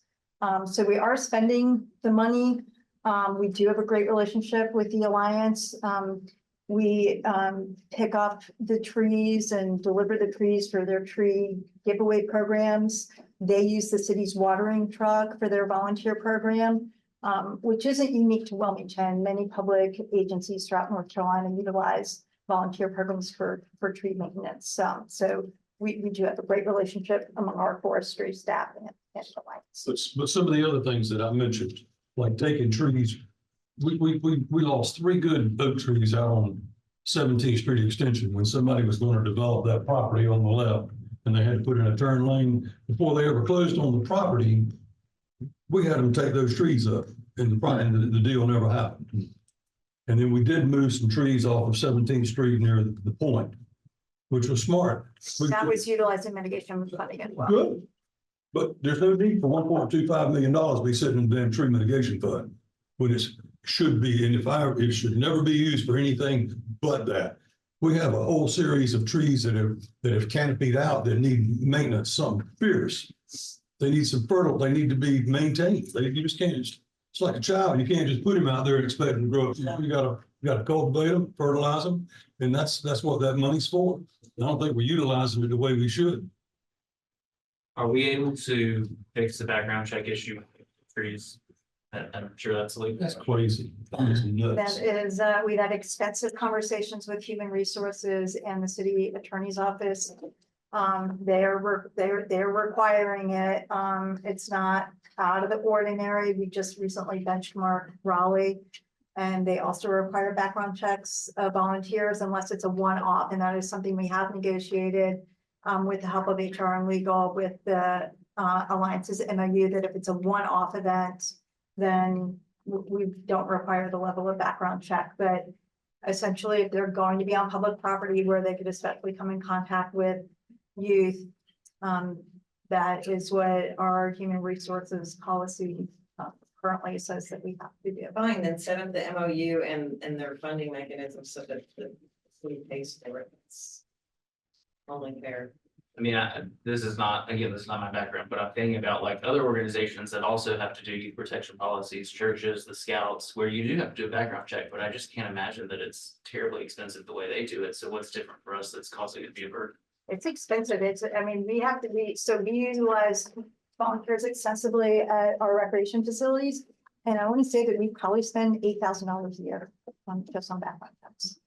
We spent, just general employees, we spent $12,000. What'd you say? We spent $12,000 a year on background checks, just on general employees. And it is in our ordinance that if you're gonna be working in the parks or in park property, that to protect the vulnerable populations and youth, that you have to have a background check done. Well, I know when I was on the Civil Service Commission, Sam Hill and I don't know who the chief was, might have been John Cease. They came to the Civil Service Commission because we were getting the only bad thing, we were getting somebody who tested positive for marijuana. And it was gonna cost them their job. And sometimes it would be somebody, not just an entry level personnel, an officer. So we diluted the criteria so that they could at least consider applications for somebody that when he was 18 years old, he got busted for possession. So, and I'm not saying that we need to open the gate and turn people out there that's going to hurt people, but sometimes these kinds of rules they're frustrating. I mean, none of our boards and commissions, although we're not out, taking care of trees, but all of our boards and commissions, we don't require that on any of them. Again, we only require it where they're going to have interaction, especially with children. So if it's not in the city park, that's a good thing right here. The determination has been if it's in a city right of way, you have the potential to come in contact with a vulnerable population. Well, I appreciate risk management. I also understand how lawsuits, and it's not personal injury lawyers, and if somebody's ever hurt or raped or attacked. I see what the school board has gone through the last couple of years. So you're here to protect the citizens and the taxpayers from the lawsuit, and I get that. And it's unfortunate that this is world we live in. And I have to respect that because we just don't like the tax. Good with it. I just think the city has to pay for it. If they're performing a service for the city, we need to set up an MOU with them and a contract that they're fairly compensated. And I know that you weren't part of that meeting. I know that Tom was, and I know that Sam was. In respect to their proposal, the second time we met about this $50,000, and I know that you have that, or maybe you had an opportunity to evaluate it, take a look at it. I know from my perspective over the years, just sometimes we end up doing more of the work, and you folks have a frustration. It's delivered. I'm not saying these people can't do that, but how would you evaluate to make certain that the volunteers that they have in place are doing the watering, doing the things that they said they're going to do? Right. I mean, in full transparency, of course, the urban forestry staff would prefer the additional resources go to them. But I did clarify with our assistant city attorney, Gina Essie, this morning that we can, there's no reason legally that we couldn't grant a proposal that we currently have from the Alliance to pay them to perform city services related to tree planting and tree maintenance, even if that money is going towards paying a coordinator, which is my understanding. The proposal asks for that the Alliance would hire a coordinator and they would oversee the volunteer program. And so conceptually, I think that that job description would include them going behind and making sure that they have performed the tasks that they've told the city that they would do, whether it be pruning a tree or watering a tree. I know my staff is still going to feel compelled to go behind that person and check to make sure that work's being done, since these are street trees in the right of way. So it will come with an additional resource burden on forestry staff, but from the legal's opinion of utilizing the mitigation money for that purposes, they've said that we can do that. I just got that this morning. Good. Would have to come through just a regular contract. Sure. Good. You always just have a proposal, but I mean, I would imagine you'll give us a description on it, but. Sure, you would turn the proposal into a draft agreement and share that with management and council. And also, just in reality, it's not much different than you contracting with a private organization to mow. And you're not requiring their people to be background checked, you're just requiring them to have general indemnity coverage or whatever it is. You know, I don't really see any difference here. What's the difference? I don't know. I'm not involved. They would have to have insurance coverage. I don't know what the actual status is of the kick reliance on trees. I don't know what their status as a corporation is, whether they have those general indemnity provisions or not. And so if they do not, and they, because we typically require at least a $1 million policy for anybody who's doing that kind of work, even the loan. And so for general and partial liability insurance, they may or may not have that. So in that case, then we would make you look at whether we would, you know, still have them do the background checks. But You the can guy, cover the cost and the agreement of the coordinator plus the background checks. so I'm sure that we can work something out. We just don't have the budget. You know, but we'll need to do that money. We'd like to follow up on that and what we can explore to get that done. Thank you. I don't want to look a gift horse in the mouth. But, you know, I want it to be, you know, never mind. Fair to all parties. Pardon me? Fair to all parties. Yeah. Fair to us. What else? You got 10,000 that you like to send to DBA. You want to keep the horse community. What else? I think we've got the question of the horse unit and the DEI and the vacancy in the police department. As much as I like the horse unit and I'd like to see it stay, I think that was a very unfair comparison between shot spotter and the mounted horses. That's the reason it didn't come forward. I understand it. You thought the same thing. The chief and I had long discussions about cuts within the police department. There were all other things that were offered, but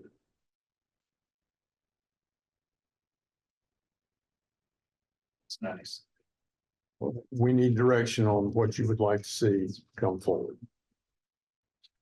I would personally like a little bit of clarification on what the contemplated retooling of the DEI division looks like. It seems like there's a lot of ideas floating around in the ether, but I'm being asked to approve a $200,000 line item for a division with no people in it. I'd like to know what the plan is. I'm in favor of that. I agree. We need clarification specifically on the items in the budget. I think that realistically, that's housed with the city manager, and we're gonna want feedback from our new city manager on what their vision for that program is. And respectfully to the staff members in this room who have been working on that, I have not been satisfied with the answers that I've got to that question. I am not seeking to eliminate it. I am not criticizing it as a concept. We do need clarity and a concrete action plan moving forward under new leadership once the new city manager gets here on what that can and should look like.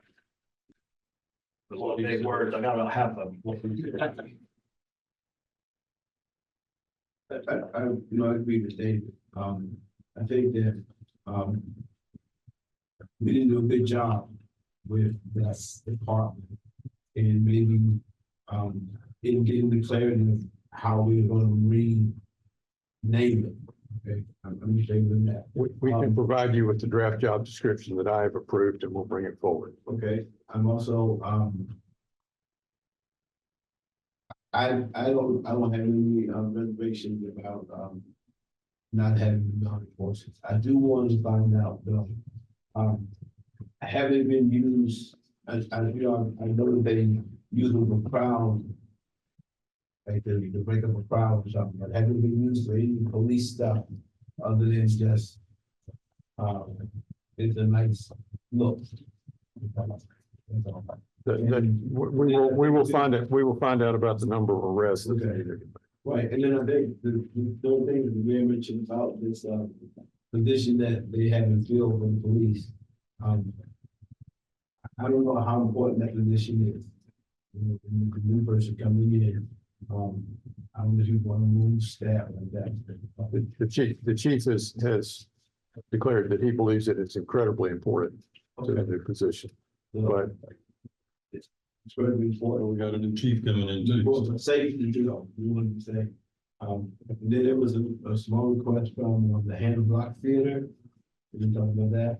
that is an item where they are going to have their contract amended. Okay. And that contract amendment will be coming forward in on an agenda for It's on the June 3rd. the June 3rd agenda. And that's $10,000. Yes, sir. That's all. Okay. They did a good job, too. Really do. Appreciate it. So what we're looking for is clarity on the retooling of the DE&I. Yeah.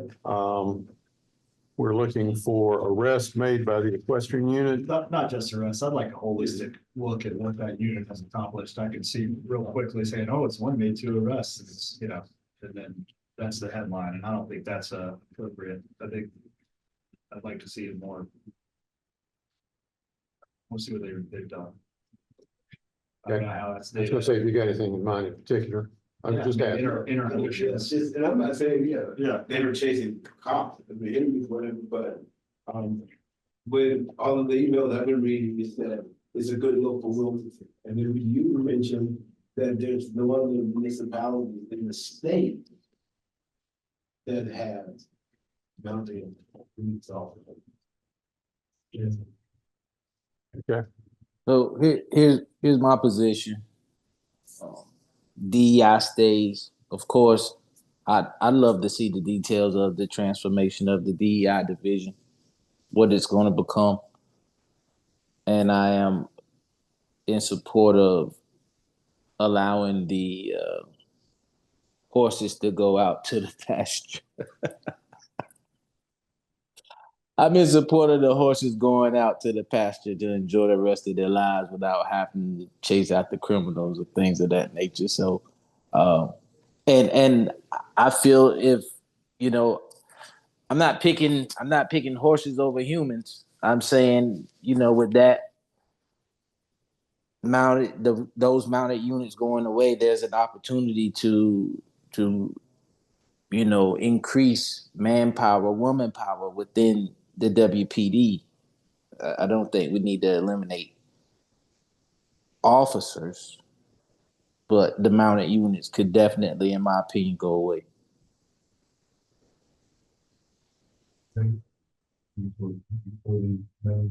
Well, I think that if the 4 horses go away, those officers are going to be reassigned to other current vacancies, correct? Correct.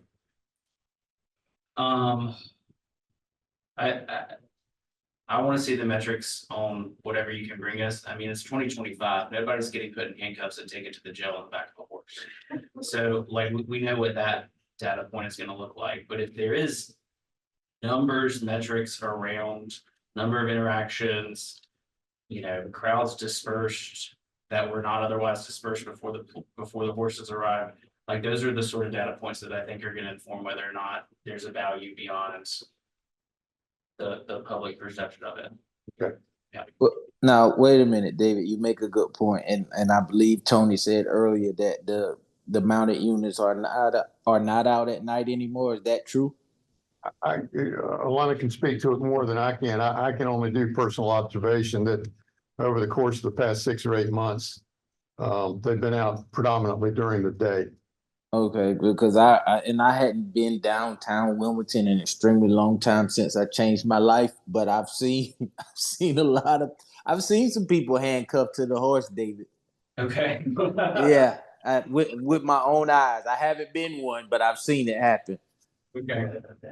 To speak to, what was made, please, understand. Oh, yes, to speak to a point that was made about the conditions and stuff, traditionally, the mounted unit does work predominantly in the day during the winter months because it is cold at night. The horses are well equipped with that, with their winter coats and stuff, but having been on the mounted unit myself, to be out when it's 20 or 30 degrees in the back of the horse for 5 to 6 hours, you're not going to get a lot accomplished. So traditionally, it's a day shift for the winter, and then they traditionally move to more of a night shift in the summer for the opposite reason. It's 120 degrees here in the daytime. Horses can't be out in that. We work very hard to ensure that. So you can see them more at night now that the temperatures. A little busier downtown summertime too. Right. At night. How do you feel? Wait a minute. I'm gonna call foul on that one.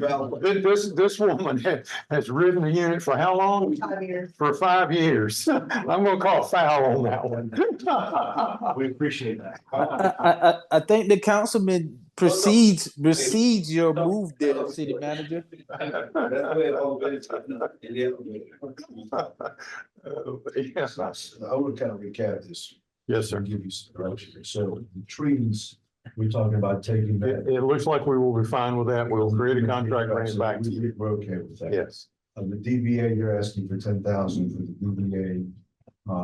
Just to keep them home from what they've been getting. Okay, but also, and you want 10,000 for the hand block. That- It's already in the budget. That'll be taken. Hand block is in the budget. Yes, That'll it be just taken has care to of. be approved Okay, by. that's taken care of. Can I get 10? Sure. Why not? Yeah. You want 20? Small potatoes, a $300 million budget, but let's go through it. Okay, and you want more clarity on the wood, on the unit. You know. Right. Deputy chief is gonna stay there, we'll keep that position vacant, but it's there. New chief, correct? Assistant was. Deputy. Deputy. It's currently listed as a deputy. So we're gonna go ahead and keep that. there. Yeah. And out of those 100 positions that you have funded, never look at any of those. I had not anticipated doing that unless you tell me I need to. I think that's a temporary measure. I'd like to know the dollar amount of those. Vacant. And then you're gonna come back to us with some sort of overview of evaluation, something about. Oh, yeah, right. Yes, sir. Yes, sir. Anything else? The challenge with getting the dollar amount of those vacant positions. Again, I keep hearing you say, sustainability. Yes, sir. So I'm thinking when we hear the number, we go, oh, okay, Yes, we sir. got plenty, let's get rid of those folks. Yes, sir. So I'm hesitant to do that. You don't want to know what the number is? I'm telling, reason being, because the numbers don't justify removing that position if the department said up front, you know, we need these positions. You know, that's what I'm worried about. I would say that this is part of the budget process, that we should know what the dollar amount for 100 vacant positions are, and then we can make an informed decision on a whole. Well, the other thing I would like to know is not only the dollar amount, but also the positions that have been out there on this. And maybe y'all have already eliminated some of that through the budget process. The positions that we have been waiting for years to feel that we did not, one of these or another. Good question. We looked at that as well. We managed to run the city in year 24, 25 with how many vacant positions? It varied. It varied, and it's gonna be different positions at different times. But if there are ones that existed for a full fiscal year or longer, we will bring those back to you. You might be able to operate leaner than we thought we did. I think the department heads would argue that that's probably not true, but okay.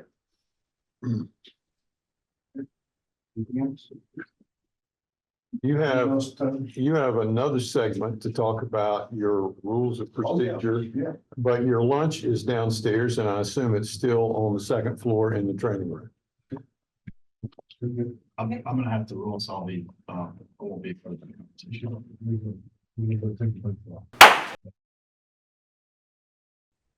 We're gonna reconvene, we're gonna call, roll call quick. Mayor Pro Tem here. Councilmember Spears. Here. Here. Councilmember Guarino. Here. Okay. Councilmember Andrews. Here. Councilmember Joyner. Here. Chair's here, everybody's here to count for. So we're gonna be talking about comment period.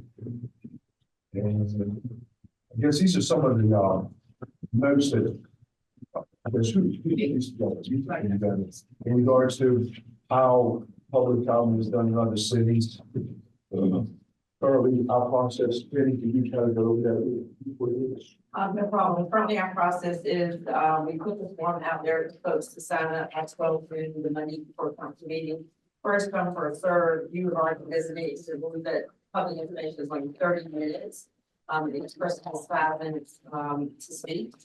We, here in the last couple of weeks, couple of meetings, we kind of let it open, to see how that worked. The only confusion is to make sure that my staff, which, we do the best that we can, don't miss anyone. And we do call these people that sign up the Friday before to verify they were to speak. And every last one of them says yes, so I have to schedule them, so when they don't show up, we make a note of it. Because already I have 2 people that was out there last time who said they were, who also signed up. If a person has spoken at the council meeting, they have to wait until everyone that's now wanting to speak has had an opportunity to speak before I can reschedule them. And so that's kind of a process. I only allow going in 6 speakers. I do hold folks just in case someone cancels. I do pull them up and I go ahead and put them on notice, but no, we don't get this particular meeting, we'll schedule them for the next. And I make it a point to run it by the city attorney as well as the manager, make it where some folks are talking about different things. They have a concern with the police department, or any department, and maybe staff can take care of it before it gets to council. So.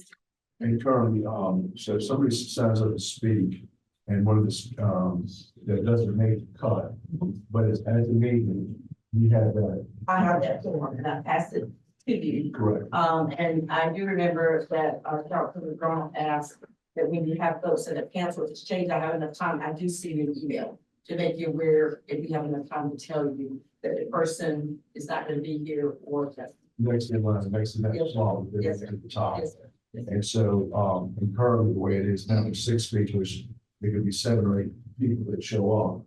That already signed up, they didn't make the cut, so like, last 2 speakers that, you know, made, time. I do try to tell them, because I don't know everyone that signs up, if they would check in with my staff, which is Parker at the desk, so you know they're there. And that way, because they're signing up online, I can know or recognize the name, I'd like to know that we're doing it. And sometimes it works and sometimes. So this is what's been going on the past couple of meetings, is that what you're saying? The last one, I know that we had 2 people. Yeah, that's 3 weeks. We made 6, but we're there, they were like 7 and 8, 2 or 3 speakers, 2 speakers didn't show up. Those speakers, then I asked them to deal with the audience and they ended up speaking. So you're basically taking people that didn't make the cut because they didn't sign up by noon or because we already have too many people? Either or. You're notifying them that they're alternates. No. I'm notifying the speakers, the 6 speakers, but when folks sign up, if it's online, we'll call and say, you didn't make the cut. I told you to be on call if we have a cancellation, if we have time, we'll notify you of that. So you can still come, please make sure you let us know when you get it. So yes, we do get called. So these, this is the research that I've done since, regarding different places, all over the places that we typically prepare ourselves with, Charlotte, Asheville, Raleigh, Durham, Greensboro, those type of places, but also some local places, including the county, the school system, and some other places, England is right to the beach, so lovely places as well. You can see they kind of run the gamut in some things, but they're also very, very similar in other things. 3 minutes is typically the, across the board, the limit for speakers. Us and Wrightsville Beach are the only ones that have 5 minutes, and Wrightsville says 3 to 5 minutes, depending on how many people show up. So, ours is the longest period of time that we speak. It typically is 3 minutes everywhere else. As far as that goes, with regard to how to go about the process ahead of time, many of the places have signups I started saying courtroom, I'm sorry, as a occupation hazard. They have, in the council chambers, have, sign-up sheets available, but a lot of those also have signups ahead of time that are cut off at a particular time like ours are. So, most of the time, it's pretty much the same as ours. It's like Monday at noon, right before the Tuesday meeting. So you have to sign up for that time so that you get put on. But then, what they do in the council chambers is to allow additional signups. And if people don't show up, then you go in the order that you sign up inside the council chambers. Some places in the county has no signups ahead of time at all. They just do signups inside the commissioners' chambers. On the day of the meeting, they open up the doors an hour before the meeting starts, and you got to be there and be the one to sign up and whatever. The county actually is pretty much opposite of what we do for their public comment section on almost everything other than the time. They have no limit on how long people can speak. Ours is 30 minutes. 30 minutes to an hour is fairly consistent from what I saw other places. The county, except for Raleigh, who allows up to 108 speakers. 108, I have no idea. They have a special meeting just Yeah, for public. for public hearing, it's the second meeting of the month is at night, yeah. Yeah, and so, and they do things completely different, but at the county, they have no sign up ahead of time. That's kind of an outlier. Most people have some ahead of time, and then they either do or don't have signups at the meeting, but almost everybody can sign up ahead of time. As far as how long, like I said, 30 minutes to an hour, it is typical. There's one in here, I think that, I can't remember which one it was, that only has 15 minutes. Shelby. Shelby. But it can be extended to 30. It can, if they do have a provision that it can be extended to 30, if they've got enough speakers in Shelby for one of the meetings, but, so it's typically 30 minutes to an hour is usually the limit, if there is a limit. There was probably a little bit more than maybe 60-40, the ones that do have some sort of limit versus the ones that have no limit at all. As far as where the public comment section comes in the meeting, that's a question as well. The county, we typically have ours fairly early in the agenda after the administrative things, the communication and whatnot.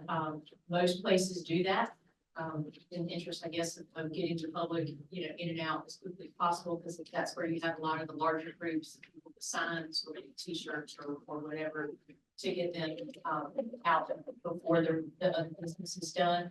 There are some places though, again, the county, that make you wait for the very end for public comment. Nashville does the same. Raleigh does the same, but again, that meeting is, there's not really any real business done before that, so it's not like that. Wait a long time, because that's just a meeting. Durham does allow 3 minutes per speaker. But they have 4 meetings a month. And so 2 are what they call their business meetings. On I think the first and third, and the second and fourth are what they call work sessions, where they do only administrative type things. So internal contract, things of that nature. And they hold a comment till the end of the meeting as well. But again, there's typically not near as much done at the beginning of the meeting, because those are not their regular business meetings. Anything that requires hearing, rezoning, land development, those are all on the other opposite business meetings. So that's just kind of a general overlook at the things that I look at with regard to public comment. So other than the time, we don't seem that out of whack with anybody, but nobody else has 5 minutes other than the town of Riceville Beach. So we're gonna be looking to change that, and most people do have it at the beginning of things. And the ones that do have time, have time to keep 30 minutes. So I think those things are in line. But if you did want to make a change to any of those things, or to the 3 minutes, or to how the procedure goes ahead of time, to also have signups in the boardroom. Sorry. In the chambers, in addition to clerks sign up, so we can continue to do the noon on the Monday before, but then have a clipboard or also use a card so that they have it on a card instead of a whole clipboard. They each have their cards that they could fill out, and they just speak in the order that they would that they arrive. So we could do something like that as well to just those guys. Sorry, just to add to Meredith's comments. I've been there a very long time. Council has had public information at the beginning of the meeting. They've had it at the end of the meeting. And the consensus was moved to the minute because the public information is taking way too long. So that's when they started putting limitations on it. But we have been at the beginning, at the middle, at the end, back in the middle. So it's things revolve.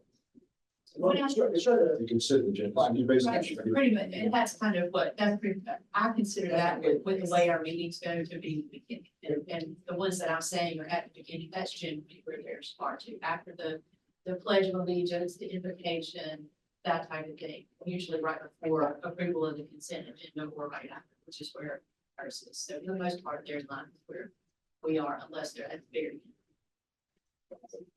Where it is. So.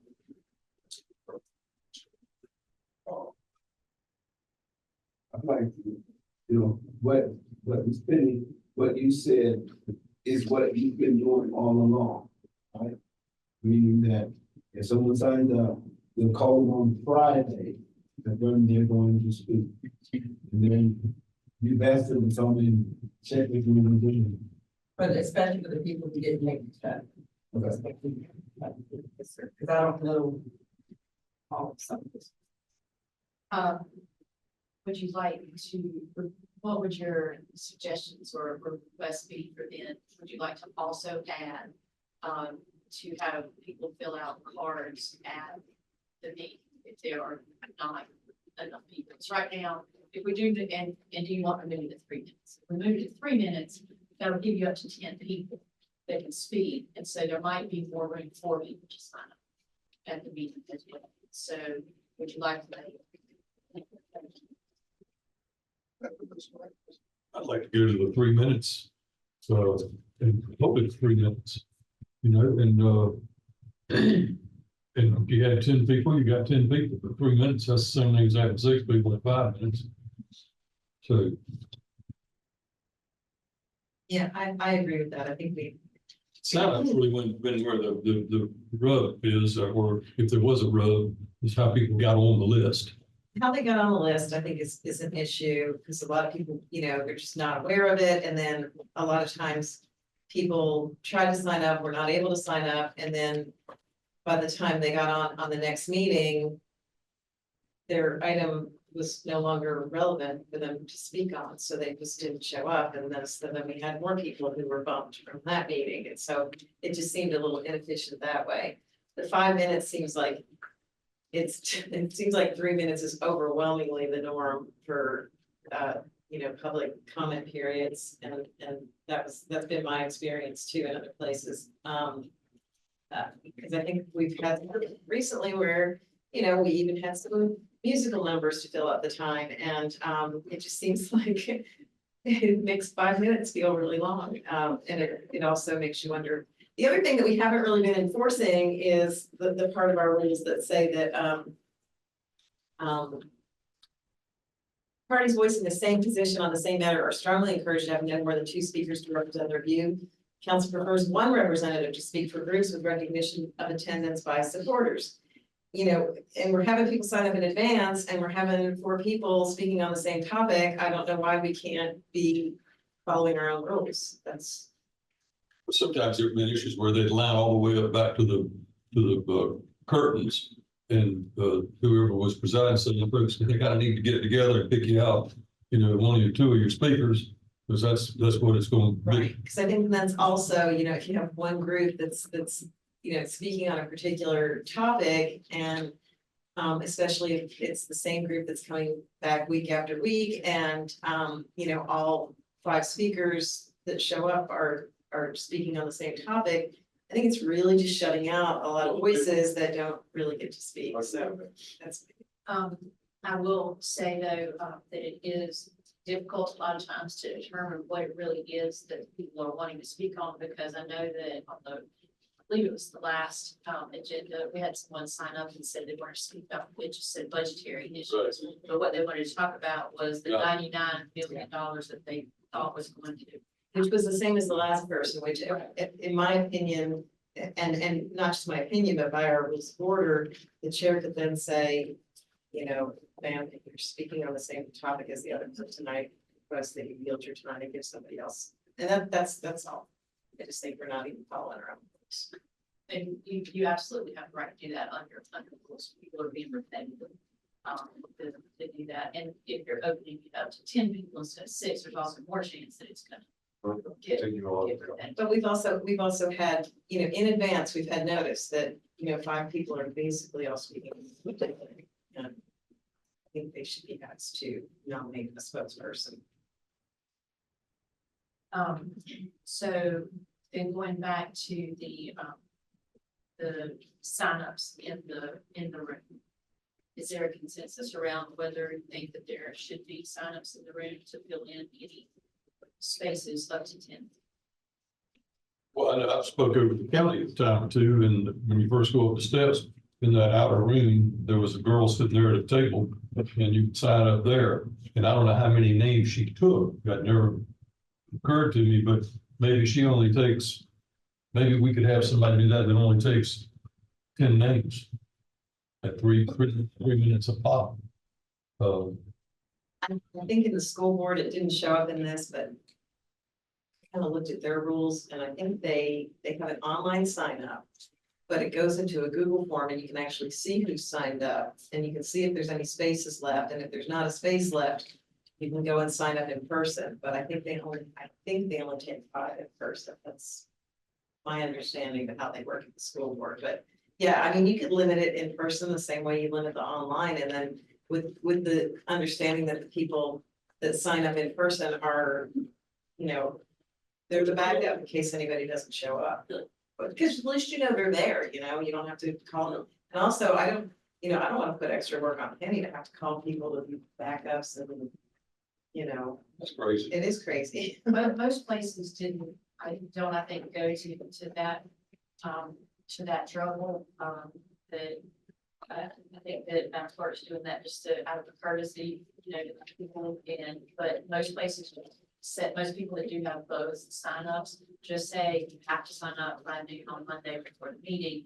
If you don't make that cutoff, you're allowed to come to the meeting and sign up there in person on a personal basis. And so that would maybe eliminate the how to follow up with people and just you come and if you sign up and we get those people. But then Madam Clerk can do the same thing that she's already doing now. If there are extra people at the end of that list that they've listed their name, address, and phone number at the end of the meeting, you know, they would just be considered at the beginning of the next list for the next meeting. And that's what most of these other places You also do. need to make sure that these people, when they come up there, need to say their name, where they live. And that is something that most people require on the cards as well. Their name and address and what they do.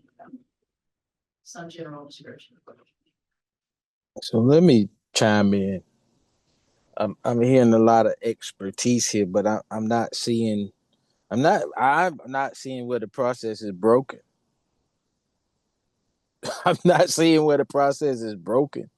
I really don't agree with going from 5 minutes to 3 minutes, because as long as I can remember, it's been 5 minutes. I think if there was anything that needed to be revamped or needed to be twerked was maybe the stand-ins.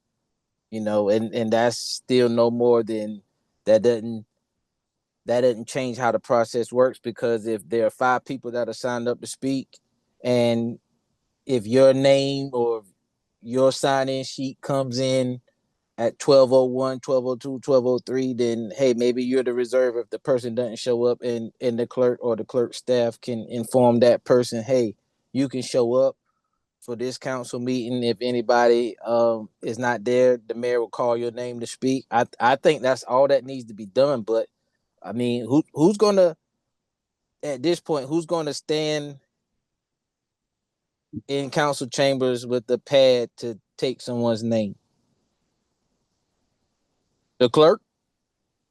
Mr. Spears, generally speaking, what most other places do that I found that are in this list, as I was reviewing them, they have some sort of either clipboard or card, a set of cards. Who's gonna maintain it, Meredith? Is what I'm asking. So yes, so the cards are generally, or the sign-up sheet is usually at the back of the room. And it usually is the clerk's responsibility to keep track of them in most of these other places as well. But the cards are just on the table and somebody fills them out, or the clipboard or whatever. And then after the time when the meeting gets ready to start, then the clerk is typically responsible for handing those to the mayor. Well, I think I said this the last time. So if there's a running list that ends at 12 on the Monday before the council meeting, and Madam Clerk, you're still able to see who signs up even after 12, right? That's correct. So if those people, are they the next ones to go on the next council meeting to speak? If they do not make the current meeting, that is correct. It would be the first ones up with the problem. So that means that anybody who shows up to a council meeting in person gets to book the people that have already signed up online, right or wrong? That is the perception, yes, sir. If you change the way you do business, yes. Okay.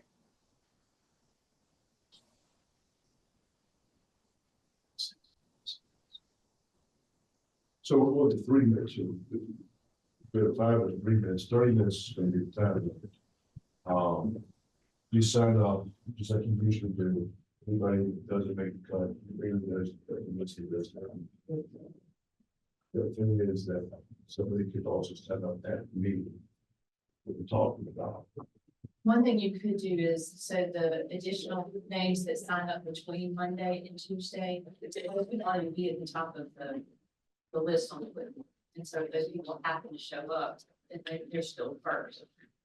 As opposed to those people having to, race everybody else to the chambers to do that. So those people, the clerk's already got a list of those people, and so they can be at the top of the list on the clipboard, and then anybody else can sign up after them.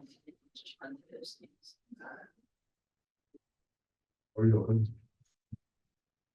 Okay. And if you say they sign up after, like Monday at 12 noon, it's closed. Now, if I wanted to sign up Monday at 2 o'clock, if you're waiting, I would go to the food bank, I would see what your name down. Or you can show up at the council meeting, but that's going to get really busy unless you want to hire a person just to run that. No, okay, so after Monday at 12 noon, even though I won't make this council meeting, I can still sign up after Monday. Yes, sir. And you can still come to the count if you do it. You take the chance, you come to the council meeting, you make the cut, somebody doesn't show up, having you be the first slot. We would still have to change our rules of order to make that our procedure. We just did one meeting. Okay. This is Luke. Can I just offer something I think would be good? Because it does seem a little convoluted on the in-person sign-up sheet that then it would be included in the overall list for the next meeting. I would just say that if somebody signs up in person, that is for that meeting exclusively. And then that way the list that's, people are signing up for online is the master list. But then the list in person on that council day is the backup. Yes, I think that's it, Luke. I don't think anybody was really anticipating that the list that people sign up that night was going to roll over to another meeting. Okay, just making sure. Thank you.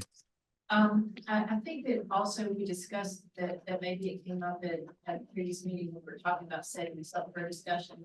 That, we could also possibly look at a way of cutting off the form, because we cut off the form at different times, and that maybe we could cut off the form at noon on Monday to force you to sign up for the next afternoon on Monday, so you wouldn't have an option again to sign. Yeah, I think that's for- fine. I didn't know that we were trying to different method here. Right, so we could talk with our IT people, I believe we said last time, we could talk with our IT people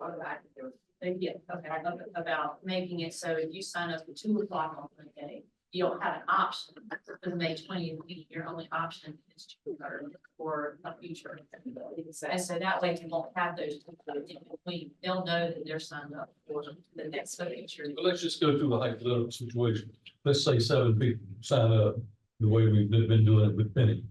And then the night of the meeting, there's a sign up sheet and when the mayor calls out Joe Blow and he ain't here, he can refer to that pad and say, okay, first person on the pad, you're up. Yes, sir. Okay? Yeah, and as far as the online form, it just needs to make that at noon on Monday, that ability to sign up for that following Tuesday goes away. And so the only thing you're gonna be able to sign up for is the 2 weeks beyond that. Or show up at the council meetings. Or show up at the council meeting. So If you really wanna speak well- about, yeah. But it would, and then it would be in the rules that we changed, that you've got the option of showing up. at council meetings Right. as well. So, But they you're wouldn't see then the on a option first online. But you're then on a first come first. So we've had like many no shows for like, for enough. And some nights we've had one, with only one speaker. And then other nights we've had performances. More. Okay, I think I can definitely come up with limit that's based on that. I also did look up, another thing I was asked to look up was, the issues of proclamations and presentations before council and how those get to council and who bring them and what process they have to go through. I don't really have necessarily a handout. I've got some notes on that I made for myself because we don't have a section in our rules right now about presentations or proclamations, and most places don't. And so I basically just had to call around to some places to find out what they do. Most places don't have something specific. There are a few that do. The few that do have specific rules, Charlotte, Durham, but I think Raleigh, you can't issue proclamations for personal, they all limited to things that affect the general citizens of the town. And so you can't do things for individuals or birthdays or weddings or anniversaries or just that type of thing. But you can do, it's got to have some sort of purpose for a significant number of your city residents. However, most places do allow for something that they call letters of recognition that typically will go through the mayor's office. So say somebody reaches their 100th birthday and somebody wants to recognize it, then the mayor can send them a letter, but they don't allow those for like proclamations on city council night. That's a very limited number of things. And so as far as presentations, those are all typically either go through the mayor or the city manager or both. Obviously, the city manager everywhere is pretty much in charge of the agenda and can put presentations on there, staff presentations for items and things of that nature. Other presentations typically go through the mayor's office.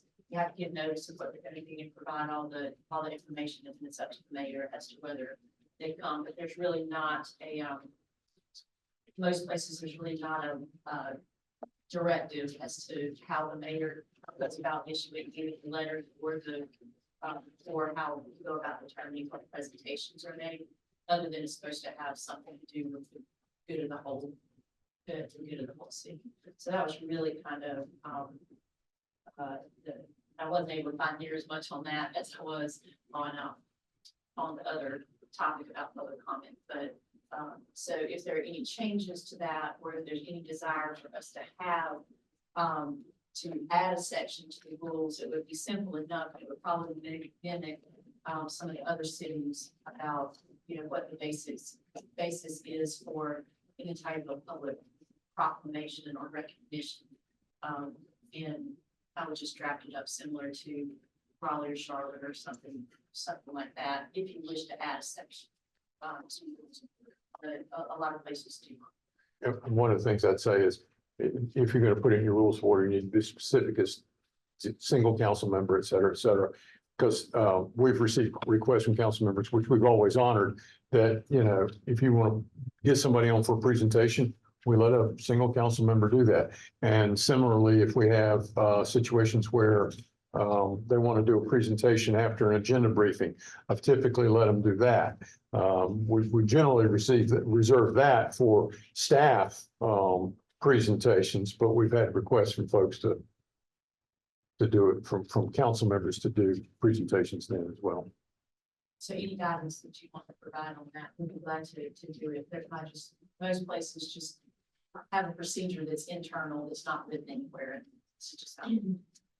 As far as the presentations to council, I think any one of us should be able to request a presentation, and we can police amongst ourselves if we think that one person's adding too much. But I do think that if there's an issue that any one of us thinks, hey, all 7 of us need to know about this formally, I think that should continue to be one person can have it. I agree with that. It's the same as putting it on an agenda. I mean, it only takes one council to put it on the agenda, so.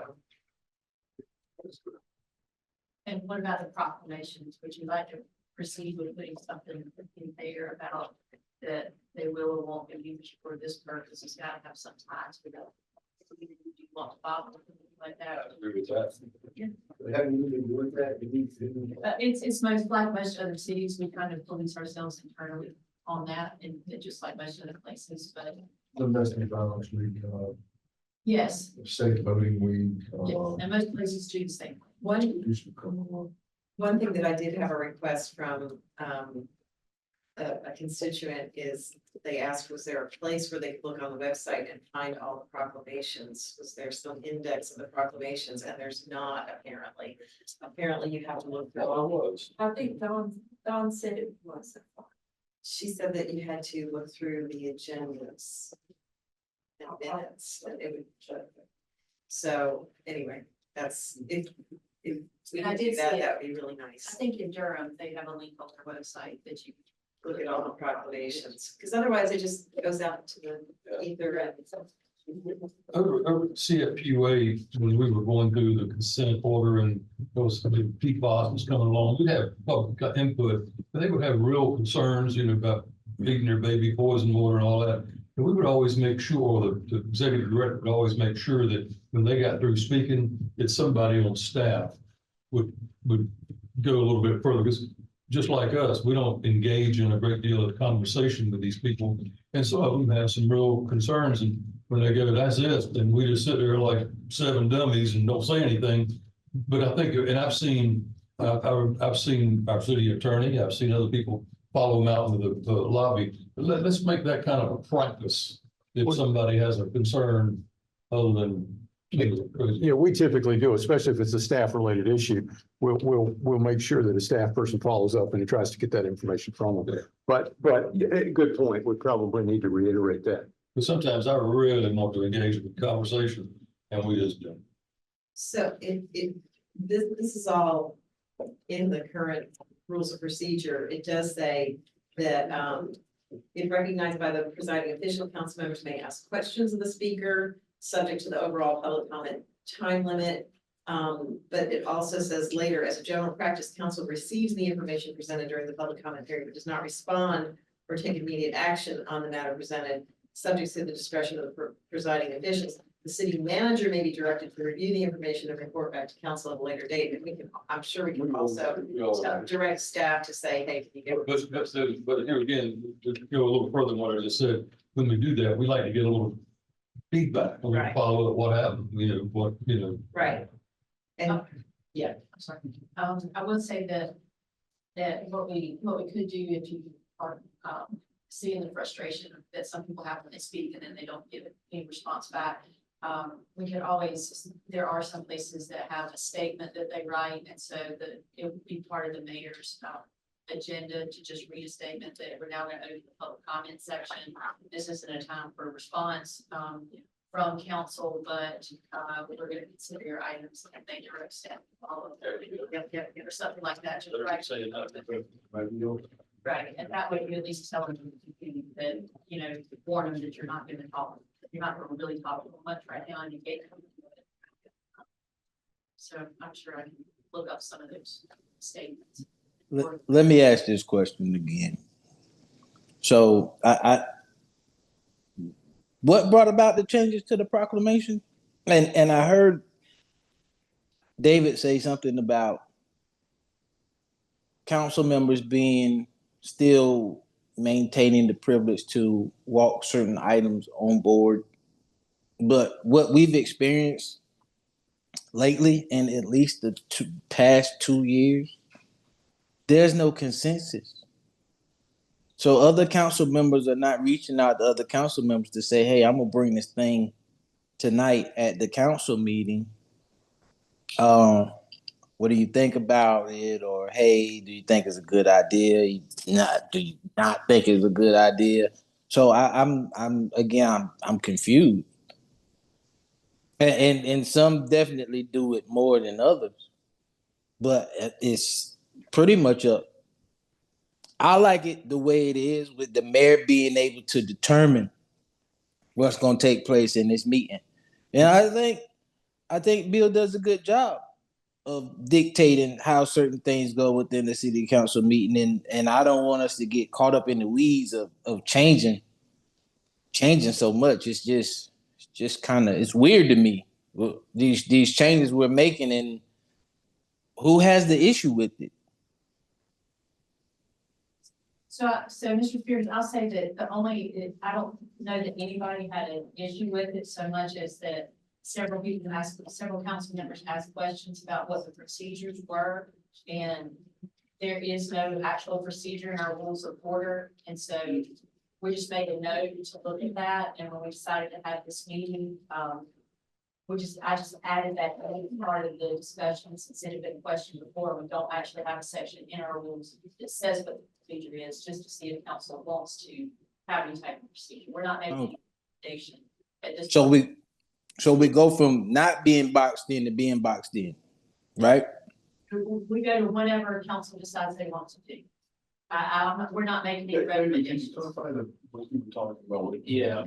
What I was talking about is the presentations made at agenda briefings about the Coast Guard property or the curtains at Palian Hall, or the presentations made before the consent agenda at an actual city council meeting. Trying to think of an example of one that we had recently. If anybody has an example, they can chime in. But I'm talking about like the informational presentations, not things that we're being asked to take a vote on at that moment, but more of the updates, the benchmarking, those sorts of presentations. But okay, thank you for that clarity. But I still feel as if, we have a council meeting Tuesday. So between now and Monday, between now and Tuesday, if I run into somebody at the coffee shop and they say something that I think is fairly interesting, you know what? I'm gonna walk you right up and to skip over everybody else who has a concern in the city, and I'm gonna get you to speak at the agenda briefing. I don't necessarily agree with that. It needs to be some structure there. And I tell you, like I said, in the past 2 or 3 years, there's been a lot of that going on. And it usurps the process. And I've been talking a lot about processes and procedures this week as it relates to this organization. Hell, why do we even have them at this point? They don't work. I think Kevin, clarify, correct me if I'm wrong, but I think what you're talking about is a walk-on resolution, that some council members bring on a walk-on resolution. I'm talking about resolutions and presentations. Hell, Charlie walked the guy on that he met at the coffee shop to talk about meeting some people from the 1970s to do a TV show at the convention center. Who knows those people? Nobody. What was that? What, how important was that? That was public comment. Yeah, but he didn't go through the proper process to make that because he ran into you and had coffee with you. He was at the Wilmington City Council making the presentation. That's what you're saying, David, too, is that you want to have the latitude to be able to, as a council members, have latitude to bring certain things forward for Yeah. discussion, but doing it at the gym is week. I think that if they're, and so this is sort of what I'm saying. It's on each of us to do it appropriately and professionally and respectfully. And I agree, Kevin, we should be having conversations ahead of time to let each other know, hey, I've got this idea. What do you think about it? But I think if there's something that only one of us knows about, but we say, hey, this is important enough that I don't have the information in total, but I need somebody who does have this professional background or this expertise to come and give it to all 7 of us. We should be speaking to the city manager. We should be speaking to the deputy city managers and saying, hey, I think council needs more information on this. Can you help us get this person or this group to a place where they can come and give that presentation? Well, I know that each one of us sits on different committees from time to time, and they're trying to see the UA, your thing, Hall, BDA, what have you. There may be things that you folks see. Well, we were on the ad hoc committee for transportation, we're talking about the rest of the council needs to be aware of this. This gave us an opportunity to do this today, but there are things that we feel that all council members should be aware of. And then that would be that your job as a council member is to go to the city manager. I think all council members should be aware of what kind of monies we're talking about spending here, the magnitude of this project. I'm the only one that's aware of it. From council, I think the other council members should be made aware. And we traditionally have facilitated those discussions. The only thing I'd say, and all of you have abided by this up to this point, we have deadlines for development of the agenda. So just understand that's a controlling factor. And we have chosen to advertise those items that are going to be heard after the agenda briefing. And Ms. Penny has to put those out sometime the week before. So we will have that public notice deadline as well. But to this point, all of y'all have been very good about abiding by those. And there's also, the overriding principle that we do the public's business in public. And so while I do try to talk to other council members ahead of time, if I have an idea, it's also imperative upon us to bring up items in public meetings where the public is notified and people have the opportunity to come forward and speak about it. So I think that's important to keep in mind too, that we don't just rely on talking to each other and agreeing on things behind closed doors, because that's not a public purpose either. Well, so thank you for saying that, because here's how I feel about it. I don't feel like the process is really organic anymore. See, because people are having conversations.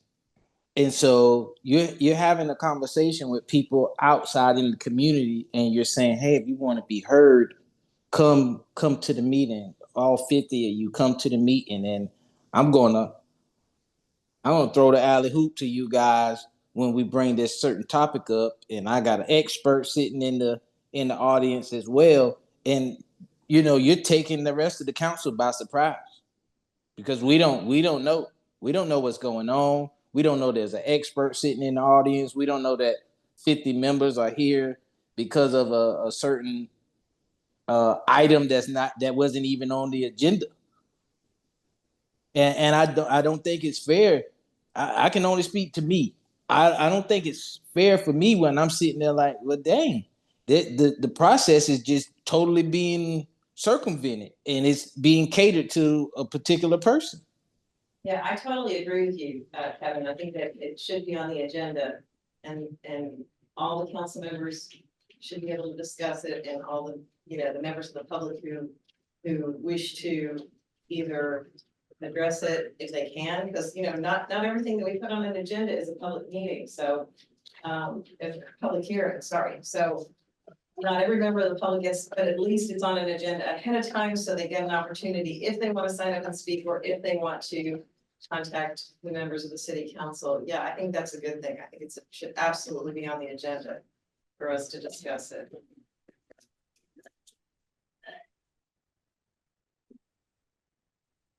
Yeah, but I'm talking about going through the process of getting it on there. So if it's not, can't just come up on the day of. Again, there's a process that has to take place that has been taking place, but lately it's been being circumvented, and people are just flexing their power and their privilege a little more than others.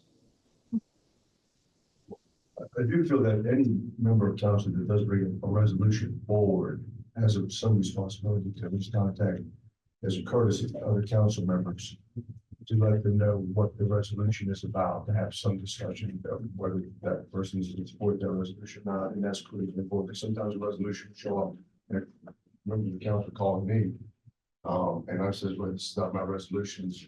Resolution being brought forward. I sat down with the city manager, with the mayor pro tem Wednesday before the meeting, the following Tuesday, we just go over the agenda with them, just to see if there's anything that we think that we should have more input from staff on some of the issues. But I think it's imperative that each council member, when they bring resolution forward, if they bring that forward, just contact them and say, hey, bring this resolution forward. This is thinking about like having support, or we can support this, whatever the case may be. I think it's critically important.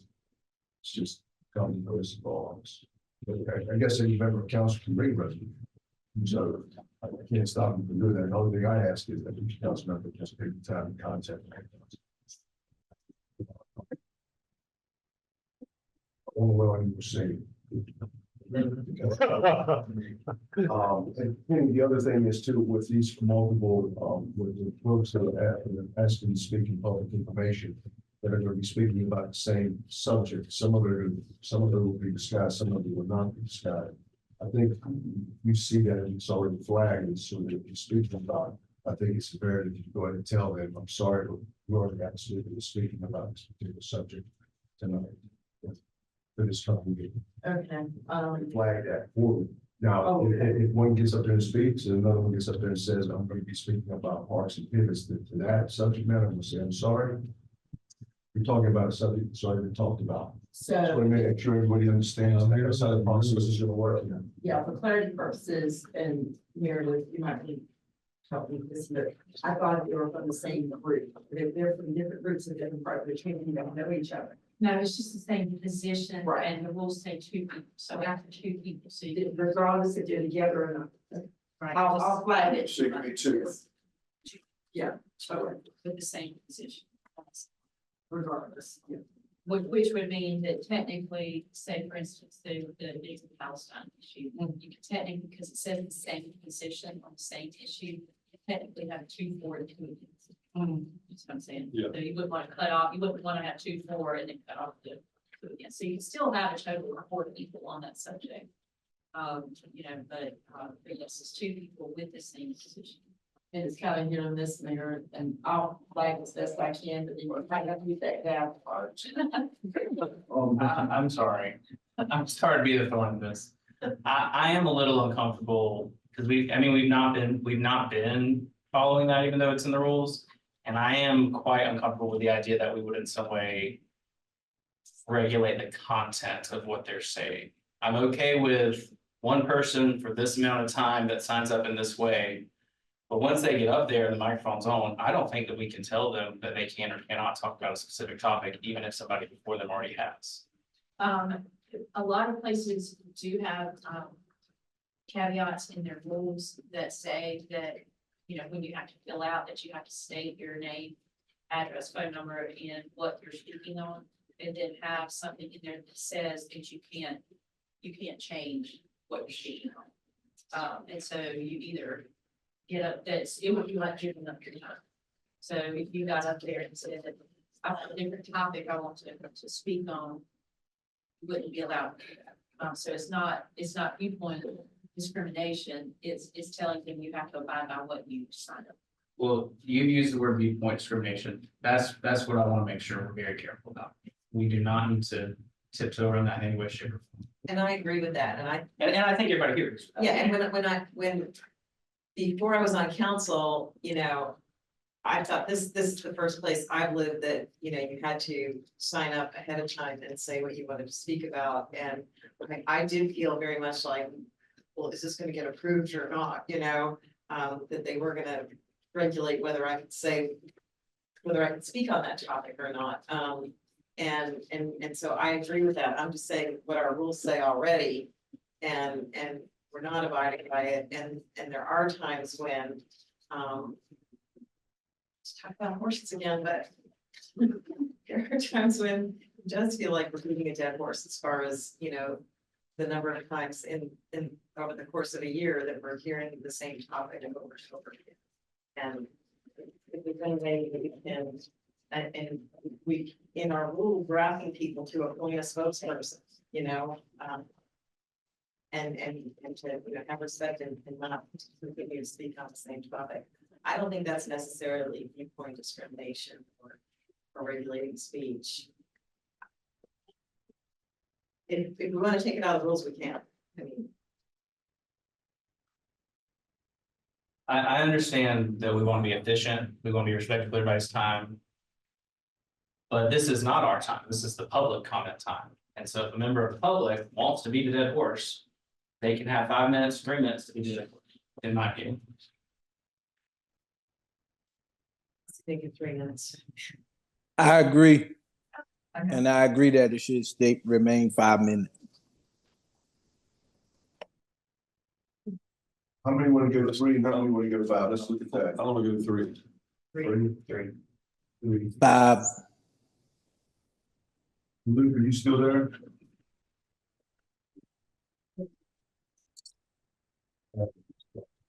Reed's got it.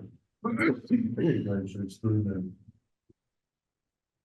Now, here's your point, maybe you want to say, just speak it as many as you want, how many people say. I mean, even the rule that we have, it's, in my view, it's worded as a suggestion or as a request.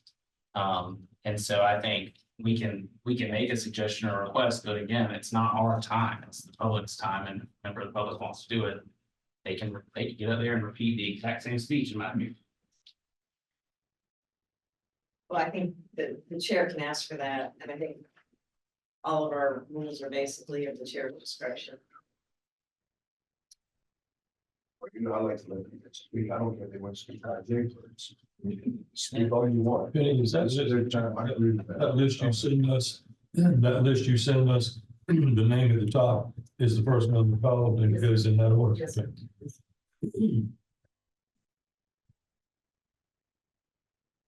That's all that I have, unless there were other issues that we wanted to discuss. I'll bring you back a revision before you get as far as. Well, let's go back to this thing that David just brought up. I mean, this is a pretty big one. You limit it to 2 speakers per issue, or do you go ahead and just open it up to the public speak for it, whatever they want, 30 minutes if they want to speak? What the way that it's written now, it is more of a suggestion, it's not a hard. Okay, so it's up to me then. Okay, appreciate it. Okay, that's all. But let's make sure 30 minutes is the cutoff. 30 Well, minutes. and 3 minutes is the cutoff. I agree with that too, but But we do for 3 minutes and then give them another minute or Give 2. you 5 minutes and give them. What you've been doing, you've been giving them 5 minutes, and after that, I start timing them, setting that alarm go off every 1 minute. Every 1 minute, I keep it steady, and I keep a log of if a person has spoke 6 minutes, 7 minutes, or 5 minutes, I do keep that log. And, but for clarity, this will not happen until you all adopt the revision. And the rules currently say 5 minutes with a single extension of no more than 3 minutes at the discretion of the presiding official. Almost every paragraph in here is at the discretion of the presiding official. Technically, our rules right now allow up to 8 minutes per speaker. let's go to 3 minutes and then more than that. Well, one more minute, that's good. So 3 minutes, 10 speakers, extension of 1 minute, at the discretion of the mayor, 30-minute time period. That's good. That's it. All right. You will. My niggas want to talk about this is the same issue, of course. I mean, say from another angle. Of course, this is gonna be my baseball station too. Waterloo. Okay, Legacy. anything else? That's all we've got for you, Mr. Mayor. Thank you for your time today and your input. Let's pull on this one. Yes, sir, absolutely. The last budget, okay? Yes, sir. All right, yes, there we go.